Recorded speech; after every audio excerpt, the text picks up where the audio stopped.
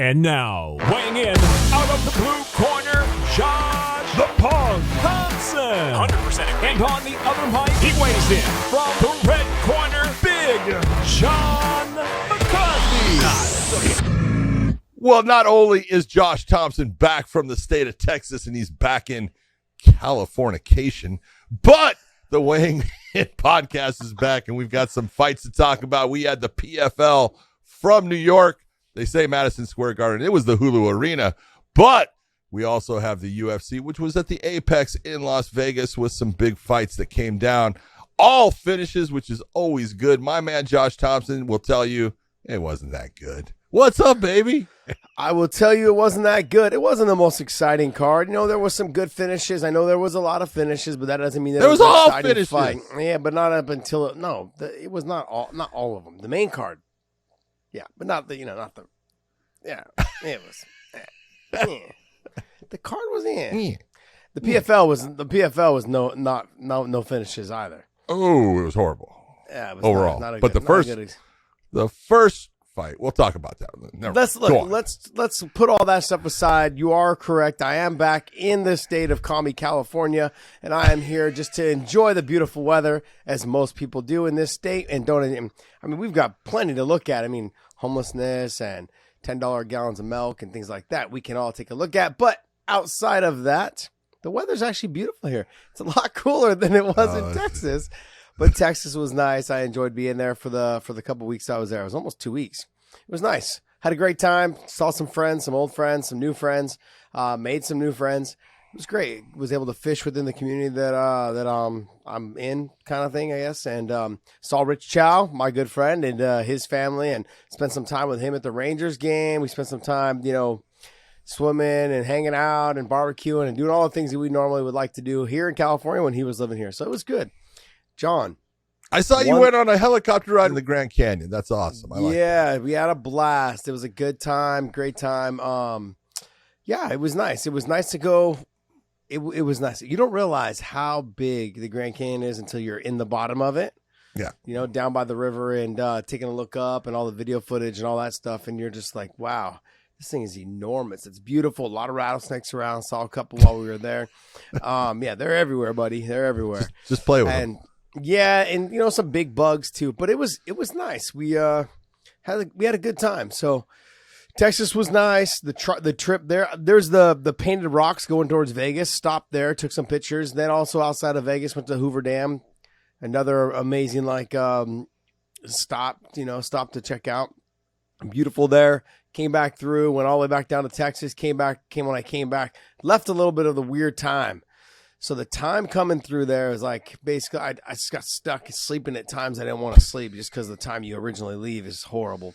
So anyway, I got back into we got into like near the Flagstaff area there, and we left there, and it was nice. So I got into the Grand Canyon. Was able to kennel up my dog a little bit, and so he was in the kennel for majority of the day. Beautiful setup they have there for the dogs too. They help feed them. It's like an epoxy floor, so the dogs get a little bit of grip, like that rubber type feeling. And big kennel for them to be in, air conditioned room, which is like it looked like a big barn. When I show up, I'm like, dude, you're not leaving my dog in there, and it's gonna get hot here later. And I'm like, oh no, the whole unit's air conditioning. So I walk in, I'm like, oh shit, it really is. I was expecting like a breeze air conditioning that they were gonna have. No, it was fucking almost freezing in there. And I'm like, okay, that's fine. She's like, yeah, it's gonna get maybe a little bit warmer. Today's not supposed to be hot. I was all right. So, but it was nice. It was a beautiful day, which was nice because when I was there, they were saying, hey, if you guys don't get on the if you don't get on the helicopter by like 3:00, that's when the monsoon rolls in almost every day. The monsoon? It's monsoon season there. So basically they said like the monsoon rolls in around 3 to 5 o'clock every single day.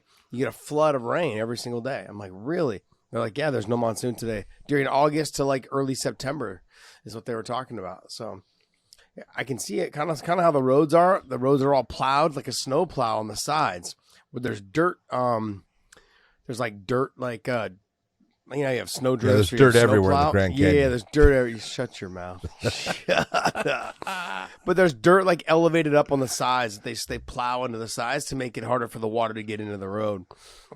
But it was pretty nice, man. It's a beautiful spot. Great stuff to see. A lot of, like I said, a lot of rattlesnakes, a lot of wildlife that we saw out that way. But I used to go rattlesnake hunting when I was a kid. really, Oh yeah. no one ever claimed you were a smart guy. No. Used to catch them though. My mother was never happy with me bringing them home. Oh, John, I've gone down like these little rabbit holes with people on YouTube, and these people that put their arms in holes underwater where they go under for catfishing. They call it noodling. Yeah, noodling. Yeah. Yeah, it sounds horrible. John, they've got to have somebody hold their fucking feet so they don't get pulled in. Yes. No. Yes. All the videos I saw, it was people holding someone else's feet. I was like, what are they doing? They're like, they're almost all the way down in the water themselves. Not all of them. And they're holding the water. No, the person, you don't even know they're there for the first 15 seconds of the video. Like, what is this person doing? Yeah, I have seen people noodle like that where they'll dive down and they'll actually have someone pull them because they got to stick their arm in the damn hole where the catfish is at, have the catfish bite down on their arm, and they'll grab a hold of the gills and start pulling it out because the catfish has backed their way into a cavern or cave and underwater.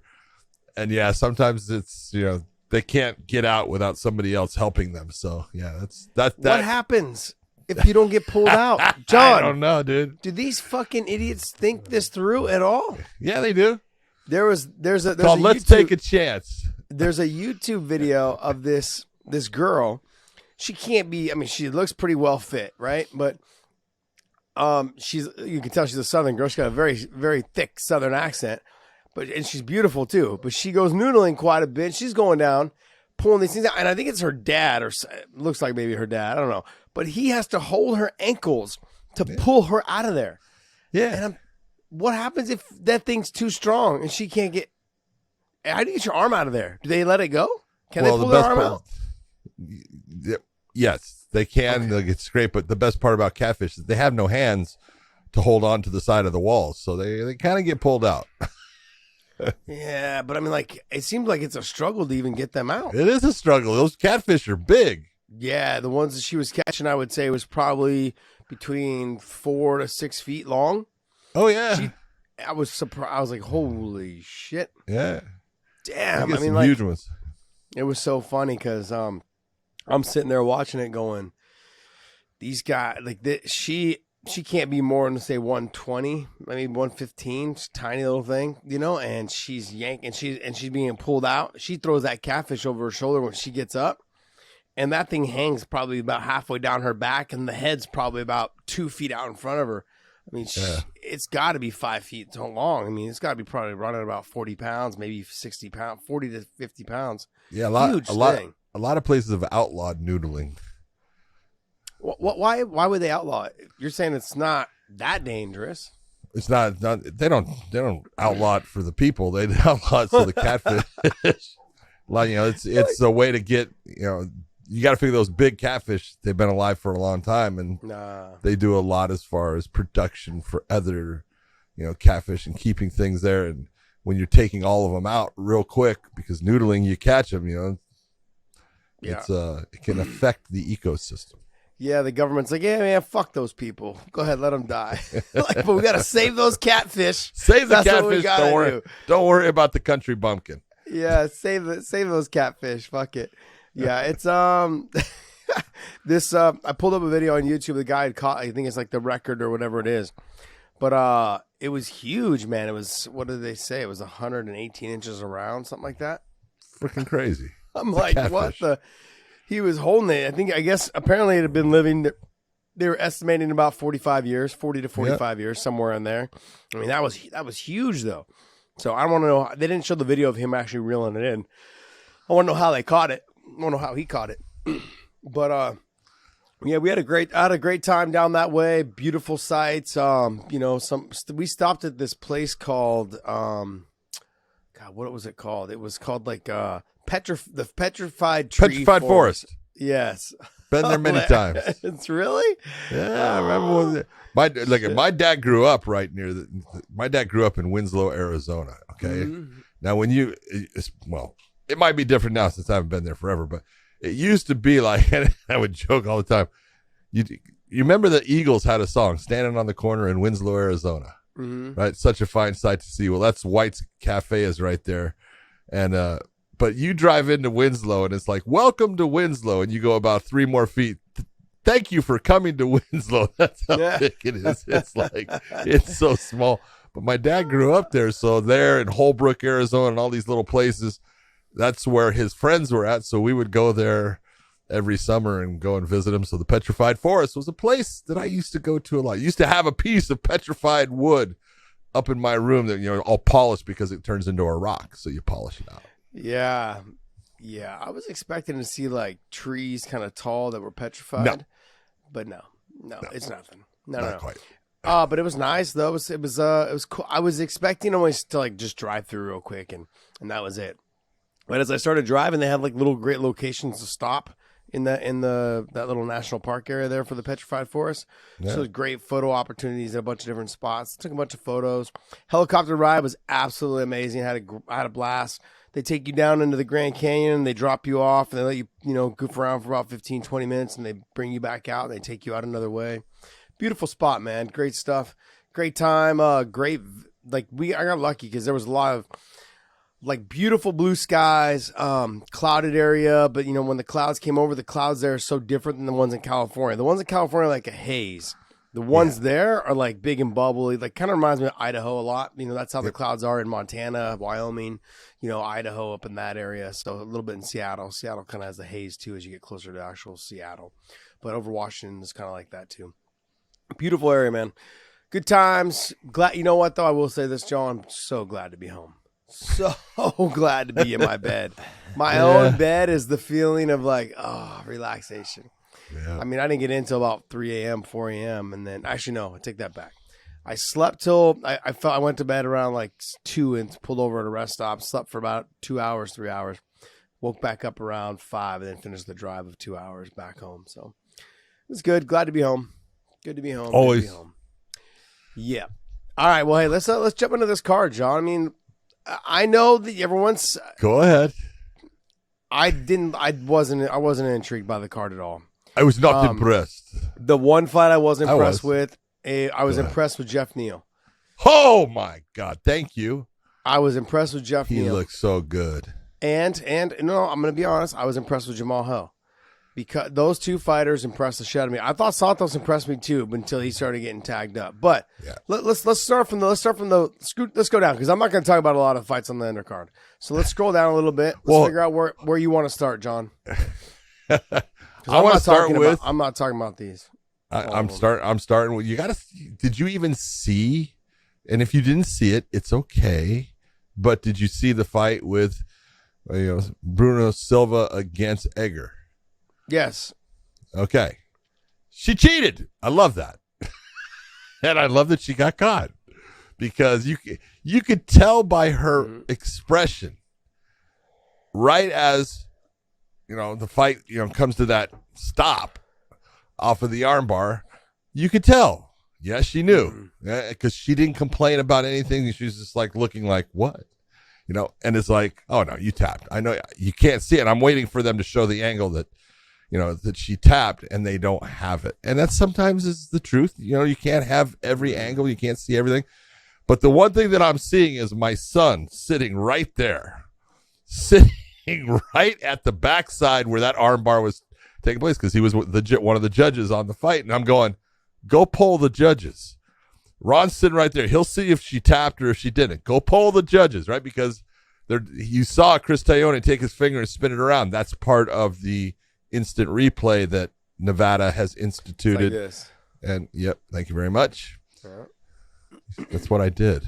John, well, no, John, or not John, but Dave. Isn't there a WWE star that does this? Isn't that like God? Yeah. Anyway, stop, please. You just killed the moment. I was just trying to bring killed the moment. Podcast, David. Go ahead. So, anyways, I'm sitting there going, poll the goddamn judges, right? And finally, I see Chris and he starts polling the judges, and I go, there you go, and he goes right over to the commission and says, Ron said 100% she tapped, and I go, there you go, there's your answer. That's the way to do it. This is why we have these systems in place, because as the referee, you can't always see everything. It's impossible based upon where the fight's at and being against the cage at times and the positions of the fighters. it just doesn't happen. But that's why hopefully you have someone that's competent enough to look, to watch, to see, and know, Stephanie Edgar, you cheated by trying to say, oh, now I didn't tap. Yes, you did. I thought that Bueno Silva was a little bit too emotional about it. She was upset that she was a sportsman and that Edgar was trying to cheat. And it's like, hey, if she's not cheating, she's not trying. But the best part is she got caught. And so you got your win, and you deserve your win. Yeah. And so it was a good moment for Nevada. It was a good moment for the sport. It's a good moment for people to see that hey, there's ways of them getting this right, and that was a good ending. I have a couple questions because fighters don't know all the rules, and I fought for 20 years. I still don't know this rule. John, and so any of these fighters that tell you they know, they don't know. Now that Bruno Silva basically let go because Edgar tapped, or at least she felt her tap. Yes. If she lets go, is the fight over no matter what because she stopped the action? That's like calling timeout. Is the fight over, or do they just start back in the same position? No, Bueno Silva did not call timeout. She let go of a hold. She let go of it, and so said now she tapped. If you didn't have this situation where you have someone saying, nope, I saw it, she tapped, and we'll say there's confusion and there's no angle, and and let's not even say it's in the UFC. Let's say it's in a small show where there's no real camera angles or anything like that, and they don't know. They're gonna try to put them back in the same position as much as they can, and they're gonna have to restart it, even though it's possible she tapped. Because this is why we tell you, do not stop until I tell you to stop. And I know this is people don't understand it, but this is the reason why. Yeah. And we have had so many times. I can go back and explain different times where I've watched referees and a guy, you can see the tap and the referee misses it, but it's a small show and the fighter lets go. And then the referee just lets the fight go on. And that guy, that he deserves a win or she deserves the win, they don't get it and they get pounded on, and they usually lose because they lose all of their mentality goes out. Their focus is gone. Focus is gone. They lose, the ability to actually, because now they're trying to explain, hey, and they're not fighting and they're getting hit and beat on, and they always lose. And it's a horrible situation, but I've seen it too many times. And that's why we tell the fighters, don't stop until I tell you to stop, because you can have those situations occur.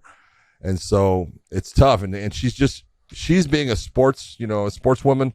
She's being a good competitor, but she needs to hold on to that until, that referee makes that stop.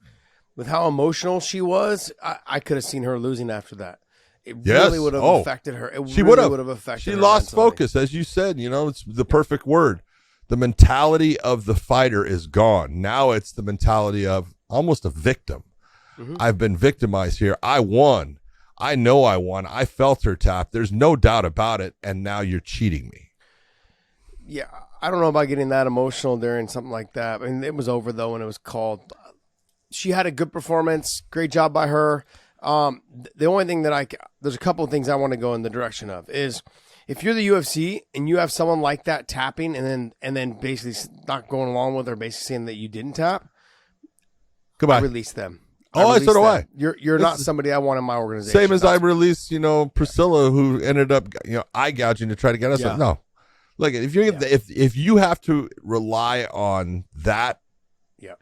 No, I'm not going to keep you. I'm going to let you go. But at the end of the day, it's a sport, and we're not trying to be douchebags about this whole thing. Now, in this situation, this to me, I understand. Like the eye gouge is like something you're put into a position where I understand it to the depths of what she was eye gouging. How do you say her last name? Priscilla Cachoeira. She was fighting, trying to get out, and then she knew what she was doing. But in a state of panic doing that. The other one, tapping, and then letting everyone go through the process of seeing if you tapped or not, knowing that you fucking tapped, that's a little bit of the scumbagness in you. Like that to me is, I'm sorry. Like I can see why Bruno Silva was a little bit upset about it. She was over the top. But to let everyone go through, to let the whole promotion go through the process of, let's check this, let's talk to the judges. You get up, you say, I didn't tap, that's your emotions getting the best of you, or just say, oh, I don't know what you're talking about. And then just going back. As soon as the ref starts going around, say, hey, look, yeah, I did. Like, I just call it off. Say, look, it's over. That's a little upsetting. If I'm a promoter, I'm thinking, I'm done with you. I'm done. You know, and that's me but like, I want to go back to my question that I asked you, because if Bruno Silva goes, hey, yes, she tapped, and that's like calling timeout, John. And I understand what you're saying, and they didn't see the tap. If no one saw the tap, that's getting the ref to stop the action, to basically say that I won. Nope. It should be. Would it be? Would it? That's. I wonder. It would not not be. Not it would not be. Not if the referee is smart. Look, if there's one thing, and I again, you learn from this. You can't listen to a fighter, because fighters are wrong all the time. They'll say, you know, they're out. No, they're not. And I've had it too many times. You know, I've had it where guys have said, he's out. No, he's not. He's out. No, he's not. But what I'm saying though is, if you're telling the ref he's out and the ref stops the action, that's like calling a timeout. The fight should be over. You should lose. I'm looking. You should lose. It's not. I'm not. Look, I'm just simply saying. First off, what you're trying to do is, you know, just go back to the earliest one that I can remember is AJ Mckee versus Patricio Pitbull Freire in their first fight. Yeah. Look, he was in the guillotine and he was going out. No doubt about it. You saw him slump, but it was right at that moment that AJ goes, he's out.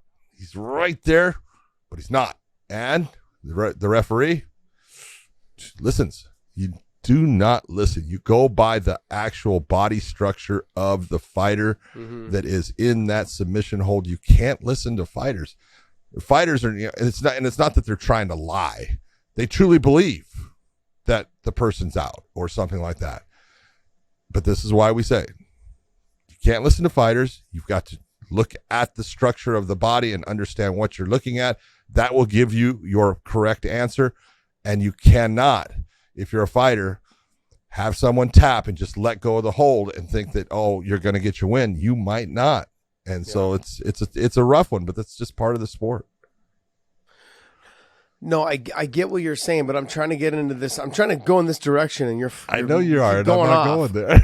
But John, I love they are like what I'm saying. With you use Patricio as a situation. How hard can you pull on that rope, thinking that you're going to move me, John? Well, John, you weigh about 300 pounds. It's gonna be hard to move you, buddy. This is true. Well, my point is that if you get like with the Patricio situation, he was almost out, and AJ was correct. He was almost out, and so the argument is not there. But in this situation where you are saying that someone's out and they're not out, and they're able to, you let go and they pop their head up and they start fighting, then you let the fight just carry on, right? I would assume. But in this situation, I mean, if there's a situation where the fighter gets out and the ref stops it, they don't allow them to keep, like, if the ref stops the action, what I'm saying, but like with Patricio, the fight was stopped, but it was clear that he was out. Referees stop action all the time. True. I guess because yes, it is, but because the fighter basically said that the fight was over, and it wasn't over. Wouldn't that be considered like calling a timeout? No. And like guys, everyone of you guys that are listening at home, I want you guys to understand. John and I have these battles back and forth at the bar, usually after a fight, forever, because I want to know the circumstances, because the next time this comes up, which it will come up again, I want to know how I pitch this argument, or if I just let it go. I feel like in this situation, I really do feel like in this situation, and no fault to Bruno. What's her name? Bruno Silva. Bueno. No fault. Bueno Silva. No fault to her. No. Whatsoever. She felt the tap. Fight was gone. Like it was, the armbar was tight. The ref stops it, checks it. Ron says, "Hey, yep, 100% she tapped. Good. Okay, we move on." But if she doesn't, and the girl gets out, and the ref stops the action, that's like saying the person on bottom, the person who had the armbar, that she was trying to get the win, without really getting the win. Let's just say that Edgar didn't tap, or whatever, however you say her name, that she didn't tap. And a fighter says, hey, yeah, she tapped, and she let it go, and the ref stops the action. That's like calling a timeout. That's like stopping the action, trying to get people. You're trying to skew people into believing that you won the fight. Okay, I understand the passion that you're coming with, but I want you to think about this. How many times have people said, oh, the fighter tapped, when they really didn't? In fact, let's go back. Randy Couture fights Tito Ortiz. 5th round. Tito is going for a leg lock. And Randy that is was standing, very evident, though. No. Didn't tap. Really evident. Do you know how many people tried to rape me saying because all the Tito fans saying that I was all for Randy Couture because I didn't stop the fight when Randy obviously tapped. Okay, you were for Randy Couture. No, this is the way people are, and so you got to look and you got to say, look. And there are many times people are moving. And they're moving in their hand. They'll push their hand, boom, boom, boom, and the person might feel like there was a tap when there's not a tap. They got touched a couple times, and so everything is based upon you as the referee. You got to be in control of this and understand what you're looking at. And it is possible for someone to say, "Oh, they tapped," and let go, and it wasn't a tap. And all you can do is say, "Continue on." You let go of that. There was no tap. You let go of it. You were trying to be a sportsman, we'll say.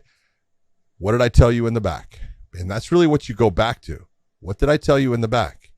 Because this is why we do that. This is why I'm not going to sit here and take credit for anything, but the structure of what referees are supposed to do was based upon me figuring things out and saying, all right, you've got to do these things beforehand, so there can be no excuse.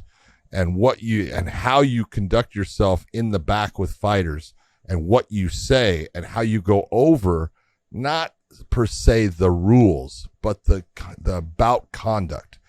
These situations when we say, look, if your opponent puts you in a submission, I will let you work your way out of that submission.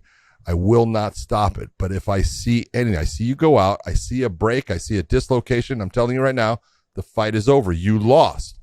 If you are the person putting on that submission and you feel a tap, do not stop until I tell you to stop. When I tell you to stop, I expect you to let go, stop the squeeze, all of that. If you continue on and you try to injure your opponent, I'm promising you, I am going to disqualify you. I'm going to take you out of this fight, and you're going to get a loss on something where you should have a win. So these are the things you say in the back, and then you're saying them for the reason of, Dean Thomas, watching him last night, it was funny to watch Dean because he still looks good. But goddamn, he used to fight lightweight, and he's as big as Rashad, who actually fought at heavy. Bigger. He looked bigger than Rashad. I'm looking at him going, God damn, man, that's crazy. But, Dean Thomas, the first time I ever refereed Dean was against BJ Penn. And then I refereed him when he fought Jeremy Stevens in Jeremy Stevens' very first UFC bout was against Dean Thomas. And Jeremy Stevens was putting it on Dean. He was putting it on Dean for a lot of that fight. He was having a good showing. And I believe it was the 3rd round. Dean puts him in an armbar and Jeremy screams in pain. And I stop the fight. And he looks at me and goes, I didn't tap. And I go, what did I tell you in the back? And he looks at me and he goes, because I told him, hey, you get put in that submission, I'll let you work your way out. Do not scream out in pain like you just became an 8-year-old little girl. You do that, you scream out like you're hurt. I'm telling you right now, that's a tap. I'm going to stop the fight. These are the things I used to say, and people was, Oh, I know. Yeah, I remember these things. And it's like, but there's a reason behind them. And the reason is somewhere along the way, it's going to come out in the cage. And you've got to say, I gave you everything that you needed to know exactly what you needed to do. You went and did exactly what I told you not to do. And that's why this fight is ending. And it's, people in the fans don't know it. The people on TV, they don't know it, but there's reasons why. And so there's always going to be these things. They're going to happen. They're going to happen in the future, but this one was handled right. This one was handled right. I'm not disputing that. I just I know you're not. I know you're not. I wanted to know I want to know, because like I said, I don't know the rules. 20 years, 22 years of fighting, I don't know the rules to this. Is if the person hits the armbar and goes, oh no, they tapped, and this just lets is the problem. go. This is the problem. This is part of the rules of the sport, but it's not written down. It's been handed down as, look at, this is the way we handle this. But when people go to, we'll say, the ABC, and they look up mixed, martial arts unified rules, it's got fouls, and it doesn't really doesn't explain any of these, things that are all out there that we've, figured out ways of doing. How do you cover it? How do you handle it? It's there, but it's not in the written form on like the ABC. So people think that, they're just, doing it off the top of their head. They're not. It's been figured out. Yeah, that's a problem though, John. I didn't say it wasn't. That's a problem. Because I just feel like, because I have a question now. Here's another question to add on top of the question that I originally had. Look, I know I'm going off a little bit on this rant, but this is just how, a little bit. This is how I learn. To be honest, I mean, I ask a ton of questions. No, usually you learn with me having a whiskey in my hand. No, yes, yes, it's usually true. You and I going back and forth. I'm really trying to always try to prove you wrong, and I've been successful quite a few times. So I just want to keep this thing going. That's what I do. So, but let's just say, Bueno Silva, she says that, hey, she tapped, she didn't tap. Do they start her back in that position, even though she's the one that stopped the action? Did she let go of it? Okay. So that's what I want to know. Like, if you're in a guillotine, say like in the Patricio thing with AJ, he's got him in a guillotine. It's deep. He lets it go. And the ref steps in to stop the action. Goes, yeah, he's out. And then the ref goes, oh no, he never tapped, and he's still going. Do they put them back in that position? What was the last position? What was the last position they were in? I just wasn't sure if they stopped the action like last night, right? They stopped it. They both stopped stood up. the action while she was holding onto the arm. Arm's going to go back with her holding onto it. If you let go of the arm and you stop the action at that point, what was the position that they're at the point it was stopped? Because if they start the fight, yeah, they can restart the fight. That's what my question. See, Dave, that's what my question was: is do you restart that fight, or does someone lose because she stopped by calling a timeout, and the other girl call a timeout? Well, can fighters call timeout? No, they cannot call timeout. You WWE that's midget. What I'm saying though. Josh keeps saying the fighter called timeout, and like you're no, I'm saying no. What I'm saying is Josh is saying in essence they're calling timeout by saying, hey, they tapped. Dave doesn't know what essence means. Please explain it to him. Okay. By saying that the fighter tapped out, you're saying, hey, the fight's over. He's saying it's kind of like a timeout. A timeout by a fighter is like this. This is normally where it'll happen. Something like you get a fighter who breaks a finger and dislocates a finger, and a finger is sitting over on top of their other finger, and they back up and they look at their hand, right? And they go, and they show the referee. That's calling a timeout. Okay. That's not submitting. No, that's that's not a verbal tap. No, it's not a verbal tap. He's not. No. What he's asking for is, hey, can I have time to have my finger fixed so I can continue fighting? Well, you can't do that because the finger, unless the finger was broken by a foul, which it now becomes different.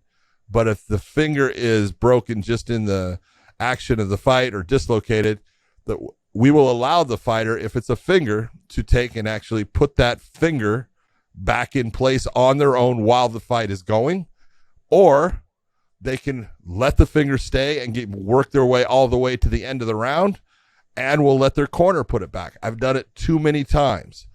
But again, in the back, I tell them, look, if you, and this, Yancy Medeiros is one of the ones that, who fought in the UFC, and one of his first losses, I think it was his first loss in the UFC, was his thumb became dislocated. And he goes to the referee, and he's pointing, hey, look, man, it's like, you do that, you just called an end to the fight. You can't call timeout here. So, we would tell him, look, if you are in a position where you realize your hand, you get a finger dislocated like that, you want to continue on in the fight with a finger, with a toe, I'll let you continue on. But you cannot go and try to get me to stop it to allow someone to come fix it. That's not going to happen. Continue on in the fight, pull it back and put it back in place yourself. But if you go and you show me trying to say, hey, I have a problem, You're right, you do, and you're going to see my hands go up and doing this crossing motion because you just asked for the fight to stop, and I'm going to stop the fight. Dave, a verbal tap is when someone screams out in pain like that. No, well, I know, but it's essentially a verbal tap is what the point I was making, right? If you're like showing that you're in pain, right, and like there's something wrong, You're showing right? you have a problem with the John dislocation. Just explained it though. Yeah. You know, I've had it. You know, Brian Ortega had the dislocation of his shoulder with Yair Rodriguez. The whole question about the submission or anything, that's not part of it. But I've had fighters who have thrown a jab and popped their shoulder out, and you see it, and they'll back away, and I'm walking towards them to, you know, and he pops it right back in and comes, all right, I'll let you go. You just took care of your problem. I'll let you go. And then I've had ones that they sit there and they're kind of like, fight's over. You just created your own injury. You obviously you're not going to be able to fight like that based upon your actions. The fight's going to come to an end. So we can have it both ways. It all depends on what the fighter does. Yeah, go ahead. Go ahead, Dave. So, I was going to say, because boy, look at this. You've got Dave all into this now. But John was saying the ref can restart the fight based on the no tap, right? And if they hadn't tapped, but the fighter called that they had tapped, but then what happens like when Herb Dean called Robbie Lawler because he thought he was out and he really wasn't out? Like that, isn't that a similar situation where he called the fight? Excuse me, did Rob? Oh, stop! Did Robbie tap? No, but I'm saying did Ben Askren say he's out? No, but John, he's using. No, my point is this: don't try to cross things that didn't happen. No. Herb he's trying Dean, to use that as an example. Yeah, but Herb Dean in that situation made a judgment call. Once he makes that judgment call that he's stopping the fight, that's over. Yeah. Right, but if the fighter tricked the ref, essentially, that's what he's trying to do. If the fighter tricked the ref and saying, "Hey, he just tapped," and the ref says, "Oh," and the ref kind of like panics in the moment and calls it because he kind of. What did I just tell you earlier, you dummy? Are you listening to what the hell I'm saying? You just said what I've been talking about for the last 10, 15 minutes. John said they would put them back in place. No, listen to me, you dummy. Go ahead. If the referee is dumb enough to listen to the fighter when the fighter says he's out or anything like that and makes a stop on it, the fight's over. Just that's the way it is. But if the person taps, lets go of it, and the referee now comes in and wants a review, he can do that. He can call time. He can do a review. He can do an instant, replay, go look and say, no, there was no tap, and put him back in that position that they were last in and let the fight go on. Yes, they can do that. That's the clarity we needed. Okay. No. This is where you gotta throw me off. I'm glad Dave. I'm just glad Dave brought up the Robbie Lawler and Ben Askren fight, because I'm just simply saying, what if we know that those situations didn't happen? Say that Ben has Robbie in the choke. We're gonna what if thing. No, because look, I know there's fights that have happened like this, and I just can't remember them off the top of my head. I want you to know, this is the best part. This is what I used to sit there as the referee. I never wanted to have a situation where I didn't have my answer beforehand. And so I would sit there and think of all these different scenarios. Okay, what if they did this? What if they did this? What if they did this? And that's why when people would ask me, I would have the answer because I thought about it beforehand. And that's what you need to do because these things are going to happen. Yeah, these are all going to eventually happen. So in the Ben Askren fight where he has the headlock, right? Yep. And he's got the bulldog choke and he chokes and he's choking him. He's not out. And he says, if Ben turns to him and goes, hey, he's out. And then obviously Herb thought he was out. But I'm not saying that part happened. But if it does. And then he stops the fight, but he never lets go of the choke. The action stopped. Now, do they put them back in that choke if they realize he didn't tap? Nope. That was what I was getting to. That's the original question I'm looking for. Okay. Dave brought up the Ben Askren and Robbie situation. No, we'll say if Herb stopped it based upon Ben saying he's out. Yes. Right? And Herb stops it and Robbie goes, I'm not out. Just as that moment that he stops it.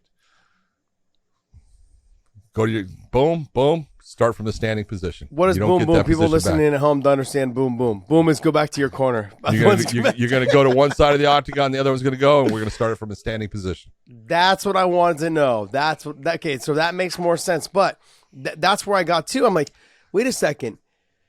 I know And you the were the other one thing- with the advantage. And Go you ahead. see, now when you get into the fouls of this, there's this thing called unsportsmanlike conduct. Can the referee actually take a point from Ben Askren for saying he's out? Yeah, you can. You can take a point from him if you Wow. want. Okay, not saying I that you're didn't know going that. to, No. but yes, you can. What's the Because rule? What's the name of the rule for that? What do you mean the name of? I just said unsportsmanlike conduct, you dummy. Oh, okay, that's, My I'm God. asking, like, is that the name of the rule? Unsportsmanlike conduct. It's unsportsmanlike John- conduct. John, Dave's never played sports in his life, so that's why he doesn't know what these things are called. He has no concept of what this thing is called. Look, but the Bulldog, like that choke, you obviously wouldn't put him back in because it's like you're giving that guy an advantage again, even though he had the advantage when he was stupid enough to say, "Oh, he's out, he's out, he's out." But I just wondered if you, I know he's given up the advantage in the fight by saying that and hoping the ref stops it. But I wanted to feel, is there a reality that he basically is trying to say, he's trying to get the ref to be on his side. Look, the fight's over, but it's not over. No, it's not. That's like trying And to if- convince somebody. That, And like you a could dumb end ref. up losing that whole position Yes. based upon him not being out. Well, that's why I was asking if that's considered basically calling a timeout. You're trying to convince somebody that you're winning, that you won the fight, and you didn't. That's as scummy as just tapping and not admitting that you tapped. Yeah. That's as scummy as that. Well, hold on. We'll say, have you ever, and I know you have, had someone that you thought, oh, they're out, and they weren't. Not in a fight, Yes. just in training. Exactly. Yes. Happens. Yes. Right? And you go, damn, I thought you went out the way your body reacted. And they did it. So you can make that mistake. And you could be someone trying to be a good sportsman, and no, you're just wrong. And that happens. It's not that the fighter's trying to cheat. Fighter's not trying to cheat. Fighter's just trying to say, hey, this person's out and I don't want to continue on. This is, that's why, a lot of people give like John Jones, shit over the Machida when he, guillotined him, and then he tries to throw him down. But, I told him in the back, don't stop until I tell you to stop. He didn't stop until when I told him to stop. He did the throw thing, but he did exactly what he was supposed to do. All right, well, we've beaten that fucking. We have. For somebody said, man, we're going to go through this card fast. No, we're not. First fight. We beat that topic with a fucking stick. Love it. Jeez. Well, look, you guys, this is why John and I get along so well, is that we spent a lot of the times when we first started working together with Bellator, I spent a lot of times asking questions, man. I want to know. I want to know because there was a segment where I was just always at the desk. And so I didn't get to talk about this type of stuff, but I still asked a lot. But then when I started working cage side with you and just wanted to get to know the rules, I knew that no matter what in that situation, you'd end up taking over and, and explaining the situation during a real fight. But I also wanted to piggyback on things and let everyone know too that I understood where you were coming from because we've already had this conversation. Yeah. This is a conversation we've never had, so I wanted to have this out. So everyone's privy to the shit that I talk and how I go about getting my answers. I do because John is so well versed in the rule system. I like to try to see if I can catch him slipping. He does so every time. There's a little bit more of that than there Every is time. me really wanting to know. But in the process, I do find out a lot of it. I do find Josh, out. so you can drag it another 30 minutes with the Juliana Miller win when she pushed her after the fight, and you can drag out another 30 minutes about the rules around that. There you go. Jeez. All right, let's see what else. What other fights on here did you want to talk about? I thought little Corey McKenna, she's this girl does not look like a fighter at all. Man, she's a tough little, as a strawweight, she's got the shortest reach in the UFC. I love that I've got the shortest reach in the UFC. Well, congratulations. Good Own for it. you. You gotta own it, baby. Absolutely. You know what? If you got a big belly, rub that motherfucker. Oh, hell, Right? thank you That's very how much, it goes, Josh. right? Thank you very much. You got the T-Rex arms, as long as you're not a T-Rex when it comes to the paycheck. Yeah, when it comes to the check, when the bill comes. The bill comes, don't be the T-Rex then. But, man, I thought she had a really good fight against Miranda Granger coming back from having a baby and stuff. But really just started putting it on her, and you could see just was the more complete mixed martial artist throughout it. But very good win. Brian Battle, that knockout. Holy Christ. Dude, that, and here's the thing that, it was impressive off of it, Josh, because it's not the norm that we would teach. Normally when, think about it, kickboxing. I throw a left jab, right? The kick would be my right leg. I throw a right hand. Where would the kick come from? Left side. Yeah. He threw just a feint jab, throws the right hand, and that kick came right off of the right hand. That is not normally done that way. You don't see it. Stephen Thompson has done it before. It can be done, but it's not the usual that you will see. Yeah, no. Actually, I don't want to argue with you on this, but I'm going to argue with you on it. Go ahead.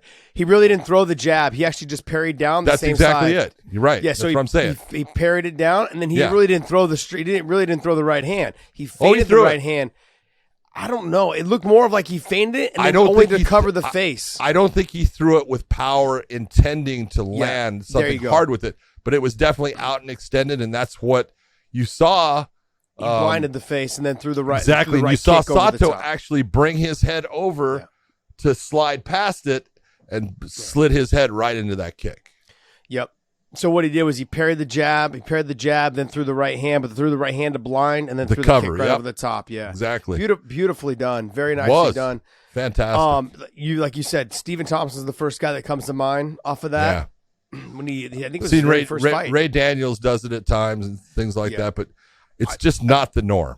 That was Stephen Thompson's first fight, I think, in the UFC, right? He hit the knockout with that. Yeah, I believe it was. It might have been his first, second, something like that, but it was right when he first came in. I think he was at 185 at the time.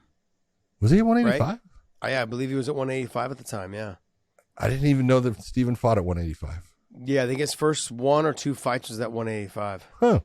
Might have been even more than that, but I think it was his. No, he's never been that big. Yes, really? He fought at 185. He's at 70 now, right? Yeah. Yeah, I think his first couple fights were at 185. Yeah, in the UFC, you're saying? Yeah, in the UFC, his first two. I think it was. I think up until he fought, like right before he fought Matt Brown. I think. Yeah, Stitchin is the one that he did that fight. Stitchin. Yeah. So Steven what was the Thompson weight? Doesn't specify here. Hold on, let me see if I can. Yeah, while you try to find that, that was a great I can tell you places that would have it, but yeah, that was a great combination. That was a great combination. Hit it really well, very nicely done. Fight didn't go long. It didn't go long at all. People what they do is in the beginning they don't understand the head kick can come at any time, and so a lot of people are thinking leg kick. Your fighter, the person you're going to fight, they're thinking that it's going to drag. They want to drag this fight out. They want to start doing their work for the second and the third round. So they're calf kicking, leg kicking. The head kick in the first part of the fight is one of the most underutilized weapons in the game. They've got It was welterweight. Yep. Jesus Christ. Wait, who did he fight? Oh, never mind. No, he fought welterweight throughout. Really? Because I know when I did his fight against, he fought Johnny Hendricks. That was welterweight. You know what it might have been? What's that? Is if you go back and watch that, maybe this is where I'm off. If you go back and you watch that fight, he's a little tubby around the midsection. Really? And then as he comes back into as his career starts building up, he starts really leaning out. He's getting some abs. In that fight, he looked a little thicker, so maybe that's why I thought he was at 85. Yeah. I don't know. Anyways, that's my bad. My mistake. My mistake. No big thing. Steven, I didn't mean to call you fat, but yes, I did. Yeah, but you did. But I did. And then I even said you were a little tubby around the midsection. Oh, man, we're going to have him back on. I'm going to say, Steve, I'm so sorry, dude. I'm so sorry that he called you fat. There's a handful of guys in the sport that are really, really genuinely nice. I've got him. I got Frankie Edgar. I got BJ Penn. Guys, when you meet them, you're just like, dude, your personality is infectious. It's fun to be around. They're great people to be around. Just those three guys, I think, are right there at the top of my list of guys. They're definitely up there. Yeah. Let's go. What else? Who else you got on here? Sam Alvey, time to hang it up, buddy. And if the UFC doesn't let you go, they're doing you a disservice. Boy, they are. They really are. I thought, with Olachuk coming down in weight, I was like, man, that's just a bad fight. Bad fight, because he's got, at light heavyweight, he would bang with everyone. And not that Sam doesn't have power, but Sam just doesn't throw anymore because he's worried about being hit. And the same thing happened. He's on his back foot. He's up against the cage right away. And Mikkel just showed him no respect. He just went after him. And it's because at this point, Sam's been hit and the output is just not there, which only gives his opponent more opportunity to put shots on him. And that's exactly what happened. And Sam Alvey is you talk about a nice guy, one of the nicest guys there is. Just unbelievable family man. He had all his kids there, which kind of bums me out. Yeah, well, dude, his wife runs the show and she's awesome. But it's time, and I just don't want to see him get hurt. And I'm not saying he would if he continue on. And I'm not saying that he won't continue on, somewhere else, but he's just, father time is a bitch, and you're just a little bit slower, and the output is not there, and it's showing as far as the results. And this is one that you look and you go, I hope the UFC, I think that was the last fight on his contract, and I don't see them re-signing him. I think they allowed him just to fight out his contract. Yes, they did. They said, "You got one more left." They did him try to be kind in a way, except for who they gave him. Yeah, but but there's no. It's not. Who are they going to give him? Let's be honest. But I have no desire to. You said he issued a statement. What's the statement he issued?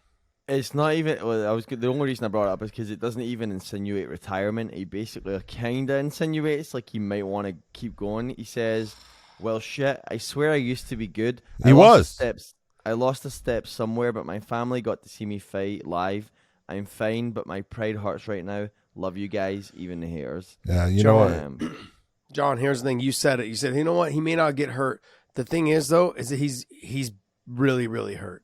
You want to know why? Because it's the damage we can't see inside between his ears. That's true. And that's the sure, he may be doing that. He may be smiling. He may be doing all these things. These are things that will catch up with him later on in life. They can. And they will. Let's be honest. Okay. I'm not saying you're wrong. I just don't want to. I don't want to admit it. I don't want to admit it. I don't want to put it on someone. I hope it doesn't happen. But you're absolutely right. There will be effects of his fight career that later on in life will come into play. It's just part of what we do. I took way less damage than he ever did in his last 8 fights. No doubt about it. No doubt about it. No doubt about it. And I'm telling you now, at almost 45 years old, I know how damaged you are. Exactly. Yeah. No, but I'm being honest. We talk about it. That's the thing. We talk about this all the time. He's been finished. I think, what is it, 5 out of the 8 times, or 6 out of the 8 times? Some of them have been KOs. Most of the time, it's a TKO stoppage on him because he's tough, and he continues. Which is even worse, though. I'm not saying it's not. Pull that up. Let's see. Scroll down so we can see his last 8 fights. There's 4 knockouts. There's 4 knockouts. Okay, I'm trying to see in the last ones what it was. So TKO, submission. Decision. TKO with Jimmy Crute. I remember that one. He took a lot of damage in that one. He was upset with Mark Goddard for stopping that, but Mark Goddard was right. He took a lot of damage in that. So, yeah. Yeah, there's a lot. He is one of those guys that had taken a lot of damage. When he did win, even when he did win some of those fights, at times he took some big shots. At times, yeah, he took some big shots. Yeah, tough dude. So, anyways, super tough guy, smiling all the time, great to be around, Yep. But the thing is I would like to see him stop. Just period. 6 kids, man. You got a lot to live for. There's a whole nother life after fighting. People don't. These fighters, they don't think that. They think because they don't know what's next. So in that process, they're thinking I got to keep doing this to keep making money. In reality, in 4 or 5 years, you're going to realize, damn, I didn't really need to keep fighting. I could have wrapped that thing up 2 or 3 years ahead of time and done something else. Okay, but I want you to see something here. Mm-hmm. That was the last preliminary fight because there was only 4. Yeah. They're all finishes, Josh. Just like the whole card. Yeah. The card wasn't that great, though, John. The fights were not entertaining. Oh, The fights my were not God, you're crazy. They weren't. I'm sorry. Oh, my God, there was some absolutely entertaining fights. Which one? Give me one. I mean, outside of the co-main and main event. Okay, give me some. I was really impressed with Juliana Miller. I thought she fought a great fight. She dominated a fighter who supposedly was going to dominate her, and I thought she looked great for the 3 rounds and put it on her. And when she knew, there's no doubt she had won the first 2 rounds, she went after her again in the 3rd round. I love that mentality about her. I love the way that she went to finish the fight, and she did. It was a great performance. I really enjoyed that one. Terrence McKinney, that kid is a stud. He's fun to watch. He is fast. He's got power. He can wrestle. He's got the full package. He's just got to keep his mind and get the mentality right, fight IQ right, be smart.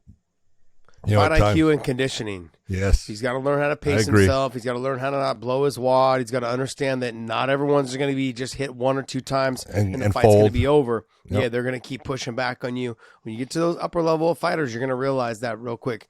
Who did he just fight? He just lost recently. Terrence McKinney. Yeah, you're right. And I'm trying to. Who did he lose to? It was a good fighter, though. Yeah. Drew Dober. Drew Dober. Yeah. Stud. Yep. Dober's a stud. But yeah, no. Look, I think Terrence McKinney is that right young there. He's got that right there is your whole point. Yeah. Facing a guy who will not just fold and he'll stand there and come back. That's a Drew Dober, and you've got to have it in your mind. When it's so hard to explain to people that when you are used to landing a shot and hurting people and having them fold, and after a while you think, man, that right hand, I land it, it's over. And then when you get the guy that just snorts, you hit him hard and he goes, and he just keeps walking forward. It's one of those, it's a mental check inside that you have to be able to say, no problem, let me just hit you again. But when you get used to the person folding in front of you and then it doesn't work, a lot of times psychologically that works against the fighter, even though they're the ones doing the damage. They landed the good shot. Psychologically, they start going down because all of a sudden now it's like they start to worry. It's like, oh my God, what normally worked for me, it's not working. What do I do? Yeah, I agree. I mean, I think he'll figure it out. He's one of those fighters that I think will figure out. He has all the attributes, like you said, the speed, the power, the wrestling, the athleticism, the scrambling. He's got all those abilities. Yep. It's a matter of learning how to pace yourself throughout a 3-round fight, because then as that progresses, he'll get better into the 5-round fight situations. Yeah. Which I think eventually he'll end up main eventing. He's going to be cards. He'll be there. He's tough. He's talented. Yeah. All right. Any other fights on here that you want to talk about before we get into the co-main and the main? Usman's brother. Yeah, you got to talk about. First off, I did not know that he had a son that died. That broke my heart when I was watching that on the thing. And it's funny because I want to complain about certain things. I thought the fighters performed great throughout the night. I thought, when you have, I tuned in at 7:00, to know that I have to watch the prelims. So I tuned in at 7, and then it's like, oh, it's delayed until 7:30. And then 2 more fights. Oh, we're delayed again. When you have a show that you had 4 fights basically happening in a 2-hour window that was supposed to be a 3-hour window, this is where you look and you go, man, it's shorten up your time. And sometimes it's, it's not the UFC, it's the programmers as far as ESPN, the people putting it out and stuff like that. They give them a window and they've got to fill that window. And man, I'll tell you what, it gets brutal watching the same things over and over again. John, I'm not saying it's their fault, but man, it's brutal when you're the fan. John, okay, now that you brought that up, I'm going to be 100% honest. The fights were good. It was that made me feel like the fights were not good. That's my whole point. I was drug out to like, I was actually trying, I actually went downstairs, made some food, came back up, and I came out and they were still talking about the same shit. Yes. I was like, what the hell? Like, did I miss a fight? I thought maybe it went through a fight already and came back and the fight hadn't even happened yet. Yeah. I was like, oh man. And this is, look, like you said, this is more of the network. So whether it's ESPN, whether it's, Showtime, whether it's, CBS Sports, whatever it is, whoever is hosting because they, like you said, they block you out a period of a window for you to show your fights. Well, they lost quite a few fights on this card. Yeah. And so that happening, that put them in a bind. They have to fill those space. So when they say they're heavy, that means they've got too much content in a 3-hour window. When they say they're light, there's a lot of fill time in there, So if you guys watch like the Seattle show, when Bellator did the Seattle show, they came to me a lot because we were light. And so we were about 15 minutes light before we even started the show. Yeah. And so if that's the case, then they came to me a lot more, which I fucking hated them for. But they came to me a lot more. Had they been a little bit heavier, had the fights went the distance a little bit more, they would have been a little bit more heavy, and then they would have came to me less. This is all stuff they got to figure out on the fly. Well, what everyone it has an effect on your fights and what people think of your fighters. Oh, it does. Drags out like that. What everyone needs to understand is, and they didn't always do this. I can tell you exactly when they started, but everything is blocked out. And so if you have a 3-round fight, they block out that exact amount of time for that fight, all 3 rounds. So when it ends in the first round, this is what Josh is talking about. Now they're light. They have all this time to fill because it was put into the plan of the broadcast, and that's normal. But when it gets to be I'm just being honest. I sat down at 7:00 to watch, and I ended up at 1 something in the morning being done. Over 6 hours for 10 fights.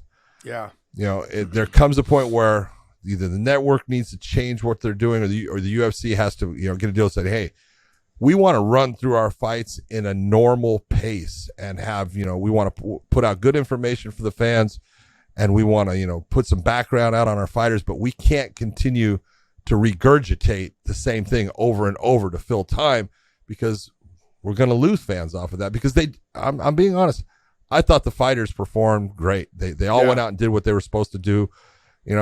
Great fights overall, but it was tarnished by how long it was. Mm-hmm. Look, but John, we're complaining right now, but it's a rarity that this happens. Yeah, it's very rare that this happens. They did lose a couple fights, which put them in this bind. 3 of them. I think ESPN's like, look, no, you guys got to fill this slot. We can't keep cutting it down to almost nothing because we could have filled it with something else, with other sponsors, other people that came in, endorsement deals that they brought in. They've got to give them commercial time. And that's what they did. And they have so much time in endorsement time that they have to put out for that show segment. So there's all kinds of things, and I just hate when that happens. No, it's a situation that hopefully we don't have to deal with for a long time, but we will have to deal with it again. It happens. Sure. And we now that we work on the TV side, we understand, because we get this conversation all the time with our producer and our executive producer and stuff. So when we have these conversations, like, holy shit, they're like, okay, like this is part of the deal. When we're up there talking, when I'm up there at the desk talking, when you guys start hearing me drag things out, it's because I've got someone in my ear going, hey, 15 more seconds, keep talking, keep talking. So just keep talking, you got more time. Keep talking. So you're dragging it out, but when you only hear 15 more seconds, you're like, sure, no problem. But you're still talking about the same exact fighter that you already just said you just talked about for 40 seconds. Well, I've already talked about his game plan. I've already talked about his skills. I've already talked about his finishes, all in 45 seconds. Now you need another 15 seconds. That's not enough time to throw it back to Amanda, our listener Amanda, okay, and have her throw me another question. There's not enough time. So you've got to just rumble on and ramble on about the same shit you already talked about. So if you guys ever hear me talking like it's like what's it called, like a run-on sentence? Yep. Well, that's probably because I've got someone in my ear going, hey, okay, 15 more seconds, keep talking. Okay, stretch this a little bit more. Stretch it out a little bit more. Like, oh, you're killing me. But anyways, let me go back to the beginning. Muhammad Usman, and the loss of his son, man. That was heartbreaking. But that little bit made me like Muhammad Usman. I mean, I felt, because I'm like, if you have a kid, and it's the attachment of understanding how devastating that type of thing is, just that little story bit. Good job with the UFC. I give it up for Usman for talking about it. It's not an easy thing to talk about. I know Dan Cormier had the same type of scenario with a loss of a child. He doesn't like to really talk about it, and it's tough. You know, just a very tough situation. But I thought that little storytelling, that's going to bring fans for Usman. It's based upon nothing to do with his fighting skills, nothing to do with who his brother is.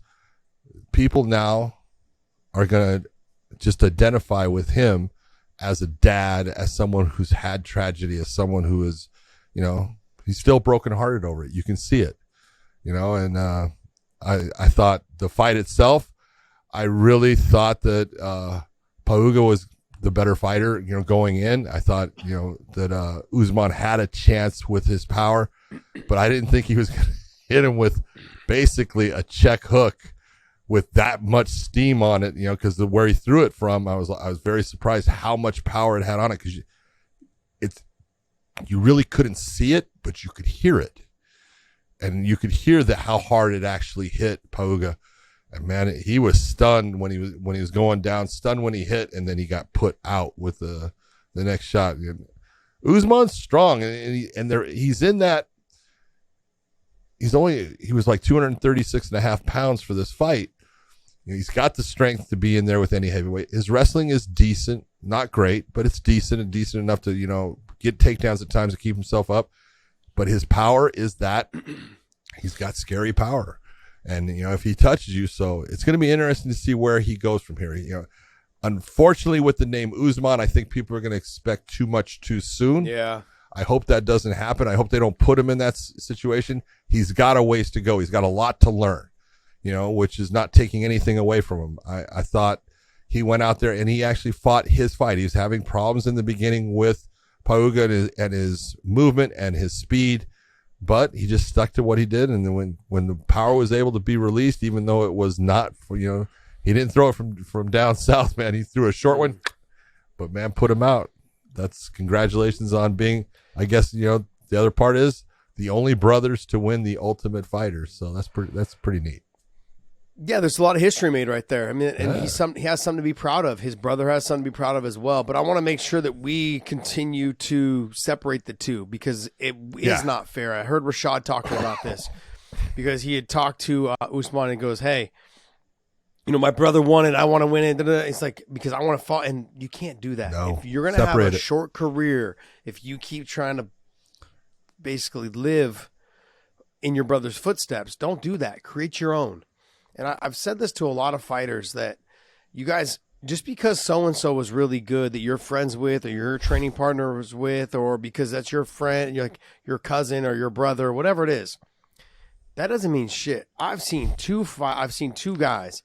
I know two guys that were fantastic athletes. One plays in the NBA. One never made it to the NBA.